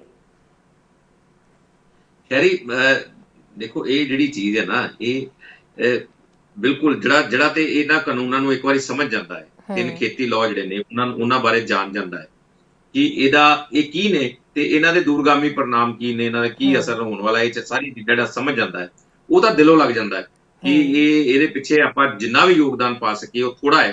ਹਰ ਕੋਈ ਕੋਸ਼ਿਸ਼ ਕਰਦਾ ਹੈ, ਕਿਉਂਕਿ ਕੋਈ ਵੀ ਨਹੀਂ ਚਾਹੇਗਾ ਕਿ ਸਾਡੇ ਪੰਜਾਬ ਦੇ, ਹਰਿਆਣਾ ਦੇ ਜਾਂ ਹੋਰ ਜਿਹੜੇ ਕਿਸਾਨ ਨੇ ਉਹਨਾਂ ਨੂੰ ਉਹ ਕੱਲ ਨੂੰ ਉਹਨਾਂ ਨੂੰ ਮਜ਼ਦੂਰੀ ਕਰਦੇ ਕਿਤੇ ਕਿਸੇ ਹੋਰ ਪ੍ਰਦੇਸ਼ 'ਚ ਭਈਆਂ ਵਾਂਗੂ ਦੇਖੋ। ਇਹ ਚੀਜ਼ ਕੋਈ ਵੀ ਨਹੀਂ ਚਾਹੇਗਾ।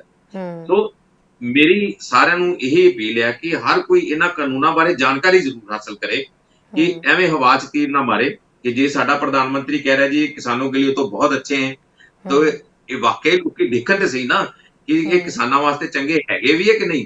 उन्होंने पढ़न, उन्होंने सारे देखण, नैट ते हर चीज अवेलेबल है, उसनों देखण, उसनों पूरा घोखण, उसनों जानन दी कोशिश करन, तां हर चीज उच साफ हो जाती है, हर चीज क्लीयर हो जाती है। थोड़ा जिहा दिमाग अप्लाई करन ते वो साफ पता लग जाता है कि जिहड़ा पिंडां दी खेतीबाड़ी नूं समझदा है, जिहड़ा APMC ਨੂੰ ਸਮਝਦਾ ਹੈ, ਜਾਂ ਜਿਹੜਾ ਮੰਡੀਆਂ ਦਾ ਸਿਸਟਮ ਸਮਝਦਾ ਹੈ, ਆੜਤੀਆਂ ਬਾਰੇ ਜਿਹੜਾ ਜਾਣਦਾ ਹੈ, ਉਹ ਬੜੇ ਸਹਿਜੇ ਨਾਲ ਸਮਝ ਜਾਏਗਾ ਇਹ ਗੱਲ ਨੂੰ ਕਿ ਇਹ ਹੋ ਕੀ ਰਿਹਾ ਹੈ।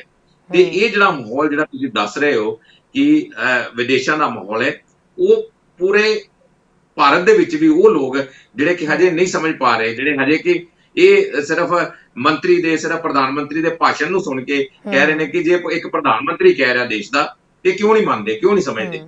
ਜਿਹੜੀ ਇਹ ਲੋਕ ਗੱਲ ਕਹਿ ਰਹੇ ਨੇ ਉਹ ਵੀ ਸਮਝ ਜਾਣਗੇ ਕਿ ਕਿਉਂ ਇਹ ਕਿਸਾਨ ਜਿਹੜੇ ਨੇ ਉਹ ਇੰਨੀਆਂ ਠੰਡੀਆਂ ਰਾਤਾਂ ਦੇ ਵਿੱਚ ਆਪਣਾ ਘਰ ਛੱਡ ਕੇ ਕਈ ਮਹੀਨਿਆਂ ਤੋਂ ਆਪਣਾ ਅੰਦੋਲਨ ਕਰ ਰਹੇ ਨੇ, ਔਰ ਇਹ ਗੱਲ ਉਹਨਾਂ ਨੂੰ ਉਹਨਾਂ ਦੇ ਖਾਨੇ ਦੇ ਵਿੱਚ ਪੈ ਜਾਏਗੀ। ਸ਼ਹਿਰੀ ਅੱਜ ਇੱਕ ਵਕੀਲ ਨਾਲ ਮੇਰੀ ਡਿਸਕਸ਼ਨ ਹੋਈ ਇਸ ਮਾਮਲੇ ਤੇ, ਔਰ ਉਹ ਵੀ ਕਿਉਂਕਿ ਮੇਰੇ ਜ਼ਿਹਨ 'ਚ ਇਹ ਗੱਲ ਹੁਣ ਇਸ ਕਰਕੇ ਆ ਗਈ ਕਿ ਮੈਂ ਸਾਰਿਆਂ ਨੂੰ ਇਹ ਦੱਸਾਂ, ਸਾਰਿਆਂ ਨੂੰ ਅਪੀਲ ਕਰਾਂ ਹੱਥ ਜੋੜ ਕੇ ਕਿ ਇਹਨਾਂ ਕਾਨੂੰਨਾਂ ਨੂੰ ਸਮਝਣ ਦੀ ਕੋਸ਼ਿਸ਼ ਜ਼ਰੂਰ ਕਰੋ। ਨਹੀਂ ਤਾਂ ਅੱਜ ਇੱਕ ਵਕੀਲ ਦੇਖੋ, ਵਕੀਲ ਹਾਲਾਂਕਿ ਮੈਂ ਵੀ ਵਕੀਲ ਹਾਂ, ਪਰ ਵਕੀਲ ਵੀ ਹਾਂ, ਪੱਤਰਕਾਰ ਵੀ, ਪਰ ਉਸਨੇ ਕਾਨੂੰਨ ਨਹੀਂ ਦੇਖੇ, ਉਸਨੇ ਕਾਨੂੰਨ ਨਹੀਂ ਪੜ੍ਹੇ, ਬਸ ਸਿਰਫ ਉਹ ਹਵਾਲਾ ਦੇ ਰਿਹਾ ਸੀ ਕਿ ਪ੍ਰਧਾਨ ਮੰਤਰੀ ਨੇ ਇਹ ਗੱਲ ਕਹੀ ਆ, ਖੇਤੀਬਾੜੀ ਨੇ ਇਹ ਗੱਲ ਕਹੀ ਆ, ਜੇ ਕੋਈ ਲੋਕ ਸਭਾ ਦੇ ਵਿੱਚ ਖੜ ਕੇ ਇਹ ਗੱਲ ਕਹਿ ਰਿਹਾ ਵਾ, ਆਹ ਚੀਜ਼ਾਂ ਹੋ ਰਹੀਆਂ ਨੇ, ਆਹ ਚੀਜ਼ਾਂ ਕਹਿ ਰਹੀਆਂ। ਮੇਰੇ ਕੋਲ ਕਈ ਪਹਿਲੂ ਜਿਹੜੇ ਉਹਨੇ ਦੱਸੇ, ਹਰ ਪਹਿਲੂ ਦਾ ਉਹਨੂੰ ਮੈਂ ਜਵਾਬ ਦਿੱਤਾ ਜਦੋਂ, ਔਰ ਹਰ ਪਹਿਲੂ ਉਹਨਾਂ ਜਦੋਂ ਡਿਸਕਸ ਕੀਤਾ ਤਾਂ ਫਿਰ ਉਹਦੀ ਸਮਝ ਚ ਆ ਗਈ ਗੱਲ। ਕਹਿੰਦਾ ਹੁਣ ਤੇ ਮੈਂ ਹਰ ਬੰਦੇ ਨੂੰ ਇਹ ਚੀਜ਼ ਸਮਝਾਵਾਂਗਾ ਕਿ ਆਹ ਚੀਜ਼ ਆ, ਇਹਦਾ ਆਹ ਪਹਿਲੂ ਆ, ਇਹਨੂੰ ਜ਼ਰੂਰ ਦੇਖੋ, ਇਸ ਨੂੰ ਜ਼ਰੂਰ ਪੜ੍ਹੋ, ਤਾਂ ਫਿਰ ਤੁਸੀਂ ਸਮਝ ਕੇ ਲੋਕਾਂ ਨੂੰ ਵੀ ਸਮਝਾ ਸਕੋਗੇ, ਲੋਕਾਂ ਨੂੰ ਜਾਗਰੂਕ ਕਰ ਸਕੋਗੇ। ਇਹ ਬਹੁਤ ਜ਼ਰੂਰੀ ਹੈ। ਇਹ ਮੇਰੀ ਵਾਰ-ਵਾਰ ਲੋਕਾਂ ਨੂੰ ਅਪੀਲ ਹੈ ਕਿ ਇਸ ਚੀਜ਼ ਨੂੰ ਸਮਝਣਾ ਬਹੁਤ ਜ਼ਰੂਰੀ ਹੈ ਕਿ ਸਿਰਫ ਐਵੇਂ ਹਵਾ 'ਚ ਗੱਲਾਂ ਨਾ ਕਰੋ, ਜਿਹੜੇ ਸੁਣਦੇ ਹੋ ਉਹਨੂੰ ਸੁਣ ਲਓ, ਪਰ ਆਪਣਾ ਮਾਈਂਡ ਜ਼ਰੂਰ ਅਪਲਾਈ ਕਰੋ। ਜੀ ਬਿਲਕੁਲ। ਰਾਜੇਸ਼ ਜੀ, ਪੰਜਾਬ ਦੇ ਸਿਆਸਤਦਾਨਾਂ ਦੀ ਖਬਰ ਸੁਣਾਓ, ਕੀ ਕੁਝ ਚੱਲ ਰਿਹਾ? ਦੇਖੋ, ਪੰਜਾਬ ਦੇ ਸਿਆਸਤਦਾਨ ਤਾਂ ਸ਼ੁਰੂ ਤੋਂ ਹੀ ਲੱਗੇ ਹੋਏ ਨੇ, ਹਰ ਕੋਈ ਇਹ ਸਾਬਤ ਕਰਨ ਦੀ ਕੋਸ਼ਿਸ਼ ਕਰ ਰਿਹਾ ਹੈ ਕਿ ਸਿਰਫ ਤੇ ਸਿਰਫ ਉਹੀ ਕਿਸਾਨਾਂ ਦਾ ਸੱਚਾ ਹਮਦਰਦ ਹੈ, ਬਾਕੀ ਸਭ ਡਰਾਮੇਬਾਜ਼ ਨੇ, ਬਾਕੀ ਸਭ ਸਿਰਫ ਸਿਆਸੀ ਰੋਟੀਆਂ ਸੇਕ ਰਹੇ ਨੇ। ਹਰ ਕੋਈ ਇੱਕ ਦੂਜੇ ਨੂੰ ਕਹਿ ਰਿਹਾ, ਭਾਵੇਂ ਉਹ ਅਕਾਲੀ ਦਲ ਦੀ ਗੱਲ ਕਰ ਲਓ, ਉਹ ਕਾਂਗਰਸ ਤੇ ਦੋਸ਼ ਮੜ ਰਿਹਾ ਹੈ, ਆਮ ਆਦਮੀ ਪਾਰਟੀ ਤੇ ਦੋਸ਼ ਮੜ ਰਿਹਾ ਹੈ, ਆਮ ਆਦਮੀ ਪਾਰਟੀ ਦੀ ਗੱਲ ਕਰ ਲਓ ਤਾਂ ਉਹ ਕਾਂਗਰਸ ਤੇ ਦੋਸ਼ ਮੜ ਰਹੀ ਹੈ, ਉਹ ਨਾਲ ਹੀ ਅਕਾਲੀ ਦਲ ਤੇ ਵੀ। ਸੋ ਇੱਕ ਦੂਜੇ ਤੇ ਜਿਹੜੀ ਦੂਸ਼ਣਬਾਜ਼ੀ ਹੈ, ਅੱਛਾ, ਕਹਿੰਦੇ ਕੈਪਟਨ ਸਾਹਿਬ ਥੋੜੇ ਜੇ ਗਰਮ ਦਿਖਾਈ ਦੇ ਰਹੇ ਨੇ, ਥੋੜਾ ਜਿਹਾ ਕਹਿੰਦੇ ਜਿਸ ਤਰੀਕੇ ਨਾਲ ਵਾਈਫਾਈ ਕਨੈਕਸ਼ਨ ਵਗੈਰਾ ਖੰਬੇ ਖੁੰਬੇ ਜੇ ਉਖਾੜੇ ਗਏ, ਕਹਿੰਦੇ ਉਹਨਾਂ ਤੋਂ ਕਾਫੀ ਜ਼ਿਆਦਾ ਨਾਰਾਜ਼ ਨੇ। ਕੀ ਖਬਰ ਹੈ? ਦੇਖੋ, ਕਿਤੇ ਨਾ ਕਿਤੇ ਉਹ ਗੱਲ ਜਸਟੀਫਾਈਡ ਵੀ ਹੈ ਥੋੜੀ ਬਹੁਤ, ਕਿਉਂਕਿ ਜਿਹੜਾ ਇਹ ਅੰਦੋਲਨ ਖੜਾ ਹੈ, ਇੰਨਾ ਵੱਡਾ ਅੰਦੋਲਨ ਖੜਾ ਹੈ, ਉਹ ਅੰਦੋਲਨ ਹਿੰਸਕ ਨਹੀਂ ਹੋਇਆ ਤੇ ਤਦ ਕਰਕੇ ਏਡਾ ਵੱਡਾ ਅੰਦੋਲਨ ਬਣ ਗਿਆ ਹੈ। ਜੇ ਉਹ ਹਿੰਸਾ, ਜਿਹੜੇ ਸਾਡੇ ਕਿਸਾਨ ਆਗੂ ਜਿਹੜੇ 32-33 ਜਥੇਬੰਦੀਆਂ, ਜੇ ਹੋਰ ਵੀ ਮਿਲਾ ਲਓ ਤੇ 41 ਜਥੇਬੰਦੀਆਂ ਜਿਹੜੀਆਂ ਦੂਸਰਿਆਂ ਵੀ ਲਾ ਲਓ, ਤਾਂ ਉਹ ਉੱਥੇ ਬੈਠੀਆਂ ਨੇ, ਸ਼ਾਂਤਮਈ ਢੰਗ ਨਾਲ ਬੈਠੀਆਂ ਨੇ, ਔਰ ਪੂਰਾ ਆਪਣੇ ਪਿੰਡੇ ਤੇ ਇੱਕ ਤਸ਼ੱਦਦ ਹੰਢਾ ਰਹੀਆਂ ਹਨ ਕਿ ਇੰਨੀ ਠੰਡ ਦੇ ਵਿੱਚ ਬੈਠਣਾ ਉੱਥੇ ਉਹ ਤਸ਼ੱਦਦ ਹੀ ਹੈ, ਉਸ ਤੋਂ ਘੱਟ ਕੁਛ ਨਹੀਂ ਹੈ। ਤਾਂ ਅਸੀਂ ਜੇ ਉਹ ਵਾਇਲੈਂਸ ਜਿਹੜੀ ਆ ਜੇ ਆਪਣੇ ਪੰਜਾਬ ਦੇ ਵਿੱਚ ਜਾਂ ਹੋਰਨਾਂ ਸੂਬਿਆਂ ਦੇ ਵਿੱਚ ਦਿਖਾਉਂਦੇ ਆ ਤਾਂ ਕਿਤੇ ਨਾ ਕਿਤੇ ਉਹਦਾ ਅੰਦੋਲਨ ਤੇ ਵੀ ਅਸਰ ਪੈਂਦਾ ਹੈ। ਔਰ ਇਸ ਗੱਲ ਨੂੰ ਸਾਫ਼ ਕੀਤਾ ਹੈ ਕਿਸਾਨ ਜਥੇਬੰਦੀਆਂ ਨੇ। ਉਹਨਾਂ ਦਾ ਕਹਿਣਾ ਹੈ ਕਿ ਸਾਡੇ ਵੱਲੋਂ ਕੋਈ ਅਪੀਲ ਨਹੀਂ ਕੀਤੀ ਗਈ, ਕੋਈ ਕਿਸੇ ਨੂੰ ਇਹ ਗੱਲ ਨਹੀਂ ਕਹੀ ਗਈ ਕਿ ਤੁਸੀਂ ਜੀਓ ਦੇ ਟਾਵਰ ਤੋੜੋ ਜਾਂ ਆਹ ਕਰੋ ਜਾਂ ਆਹ ਕਰੋ, ਜਾਂ ਕਿਤੇ ਰੈਲੀਆਂ ਦੇ ਵਿੱਚ ਜਾ ਕੇ ਕੋਸ਼ਿਸ਼ ਕਰੋ, ਜਾਂ ਕਿਸੇ ਦਾ ਕੋਈ ਇਵੈਂਟ ਹੈ ਉਸ ਤੇ ਜਾ ਕੇ ਕਲਰ ਪਾਉਣ ਦੀ ਕੋਸ਼ਿਸ਼ ਕਰੋ। ਇਹ ਚੀਜ਼ਾਂ ਉਹਨਾਂ ਨੇ ਸਾਫ਼ ਕੀਤੀਆਂ ਨੇ ਕਿ ਉਹਨਾਂ ਵੱਲੋਂ ਕੋਈ ਅਜਿਹਾ ਪ੍ਰੋਗਰਾਮ ਨਹੀਂ ਦਿੱਤਾ ਗਿਆ। ਮੰਨਦੇ ਆ ਕਿ ਇਸ ਵੇਲੇ ਜਿਹੜੀਆਂ ਲੋਕਾਂ ਦੀਆਂ ਭਾਵਨਾਵਾਂ ਨੇ ਉਹ ਭੜਕ ਜਾਂਦੀਆਂ ਨੇ, ਕਿਉਂਕਿ ਜੋ ਕੁਝ ਹੋ ਰਿਹਾ ਹੈ, ਖਾਸ ਤੌਰ ਤੇ ਇੱਕ ਨਫ਼ਰਤ ਦੀ ਲਹਿਰ ਜਿਹੜੀ ਆ ਅੰਬਾਨੀ ਅਡਾਨੀਆਂ ਬਾਰੇ ਜਿਹੜੀ ਚੱਲ ਰਹੀ ਹੈ, ਉਸ ਨੂੰ ਲੈ ਕੇ ਜਿਹੜਾ ਇੱਕ ਪ੍ਰਤੀਕਰਮ ਹੈ ਉਹ ਲੋਕਾਂ ਦਾ ਅਜਿਹਾ ਹੋ ਸਕਦਾ ਹੈ। ਪਰ ਇਸ ਦੇ ਉੱਤੇ ਬਿਲਕੁਲ ਜਿਹੜੀ ਹੈ ਹੁਣ ਰੁਕਾਵਟ ਲਾਉਣ ਦੀ ਲੋੜ ਹੈ। ਇਸ ਨੂੰ ਸਟਾਪ ਕਰਨਾ ਚਾਹੀਦਾ ਹੈ, ਇਸ ਨੂੰ ਖਤਮ ਕਰਨਾ ਚਾਹੀਦਾ ਹੈ ਕਿ ਜਿਹੜੀਆਂ ਚੀਜ਼ਾਂ ਨਾ ਹੋਣ। ਔਰ ਚਿੰਤਾ ਇਹ ਵੀ ਹੈ ਕਿ ਵਾਕਿਆ ਹੀ ਹਰ ਬੱਚੇ ਦੀ ਪੜ੍ਹਾਈ ਅੱਜ ਆਨਲਾਈਨ ਹੈ, ਹਰ ਬੱਚਾ ਜਿਹੜਾ ਹੈ ਆਨਲਾਈਨ ਪੜ੍ਹ ਰਿਹਾ ਹੈ। ਕਰੋਨਾ ਕਰਕੇ ਉਹ ਨਹੀਂ ਜਾ ਪਾ ਰਿਹਾ ਸਕੂਲਾਂ ਦੇ ਵਿੱਚ, ਤਾਂ ਉਹਦੀ ਪੜ੍ਹਾਈ ਦਾ ਕੀ ਹੋਏਗਾ? ਲੋਕਾਂ ਦਾ ਬਿਜ਼ਨਸ ਕਾਰੋਬਾਰ ਜਿਹੜਾ ਹੈ ਉਹ ਅੱਜ ਮੋਬਾਈਲ ਫੋਨ ਤੇ ਹੀ ਹੈ।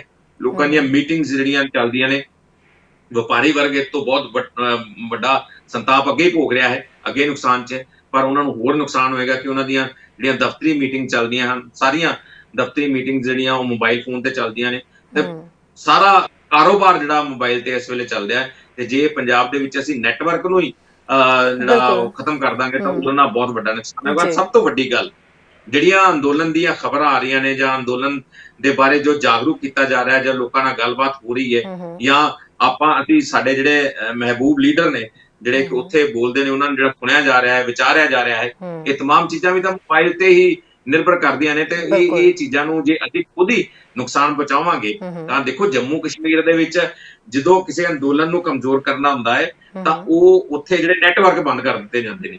ਅਸੀਂ ਤਾਂ ਖੁਦ ਨੈਟਵਰਕ ਬੰਦ ਕਰ ਰਹੇ ਹਾਂ। ਤੇ ਇਹ ਜਿਹੜੀ ਸੋਚਣ ਵਾਲੀ ਗੱਲ ਹੈ ਕਿ ਜੇ ਅਸੀਂ ਖੁਦ ਹੀ ਇਸ ਨੈਟਵਰਕ ਨੂੰ ਬੰਦ ਕਰਾਂਗੇ, ਇਸ ਚੀਜ਼ ਨੂੰ ਨੁਕਸਾਨ ਪਹੁੰਚਾਵਾਂਗੇ, ਤਾਂ ਉਸਦਾ ਖਮਿਆਜ਼ਾ ਜਿਹੜਾ ਸਾਨੂੰ ਰਾਬਤਾ ਨਹੀਂ ਕਰ ਪਾਵਾਂਗੇ, ਮੁਸ਼ਕਿਲ ਆਏਗੀ ਉਹਦੇ ਵਿੱਚ, ਕਾਫੀ ਜ਼ਿਆਦਾ ਬਹੁਤ ਮੁਸ਼ਕਿਲ ਆਏਗੀ ਬਹੁਤ, ਕਿਉਂਕਿ ਜਿਹੜੇ ਟਾਵਰ ਲੱਗੇ ਨੇ ਉਹ ਲੱਗ ਚੁੱਕੇ ਨੇ, ਉਹ ਲੱਗੇ ਹੋਏ ਨੇ, ਔਰ ਉਹ ਨੈਟਵਰਕ ਜਿਹੜਾ ਚੱਲ ਰਿਹਾ ਹੈ ਜੀ। ਕਿਉਂਕਿ ਇਹ ਮੁਸ਼ਕਿਲ ਅਸੀਂ ਪਹਿਲਾਂ ਵੀ ਦੇਖ ਰਹੇ ਹਾਂ। ਇੱਕ ਗੱਲ ਹੋਰ ਹੋ ਰਹੀ ਹੈ ਸ਼ਹਿਰੀ, ਕਿ ਆਮ ਬੰਦਿਆਂ ਨੂੰ ਨਹੀਂ ਪਤਾ ਲੱਗਦਾ ਕਿ ਜਿਹੜਾ ਟਾਵਰ ਇਹ ਜੀਓ ਦਾ ਹੈ, ਜਾਂ ਇਹ ਟਾਵਰ ਏਅਰਟੈਲ ਦਾ ਹੈ, ਜਾਂ ਇਹ ਟਾਵਰ ਕਿਸੇ ਹੋਰ ਕੰਪਨੀ ਦਾ ਹੈ। ਦੂਸਰੇ ਟਾਵਰ ਜਿਹੜੇ ਉਹ ਵੀ ਨੁਕਸਾਨੇ ਜਾ ਰਹੇ ਨੇ, ਔਰ ਇਸ ਚੀਜ਼ ਦਾ ਵੀ ਜਿਹੜਾ ਹੈ ਉਹ ਆਮ ਲੋਕਾਂ ਨੂੰ ਵੀ ਨੁਕਸਾਨ ਹੋ ਰਿਹਾ। ਬਿਲਕੁਲ। ਕੰਪਨੀਆਂ ਦਾ ਤੇ ਹੋਣਾ ਹੀ ਆ, ਕੰਪਨੀਆਂ ਦਾ ਨੁਕਸਾਨ ਤੇ ਹੋਣਾ ਹੀ ਹੈ, ਉਹ ਹੋ ਹੀ ਰਿਹਾ ਹੈ। ਔਰ ਇੱਥੋਂ ਤੱਕ ਕਿ ਪ੍ਰਧਾਨ ਮੰਤਰੀ ਦੀਆਂ ਵੀ ਚੀਕਾਂ ਨਿਕਲ ਗਈਆਂ, ਉਹਨਾਂ ਨੂੰ ਵੀ ਭਾਸ਼ਣ ਦੇ ਵਿੱਚ ਬੋਲਣਾ ਪਿਆ, ਇਸ ਬਾਰੇ ਗੱਲਬਾਤ ਕਰਨੀ ਪਈ।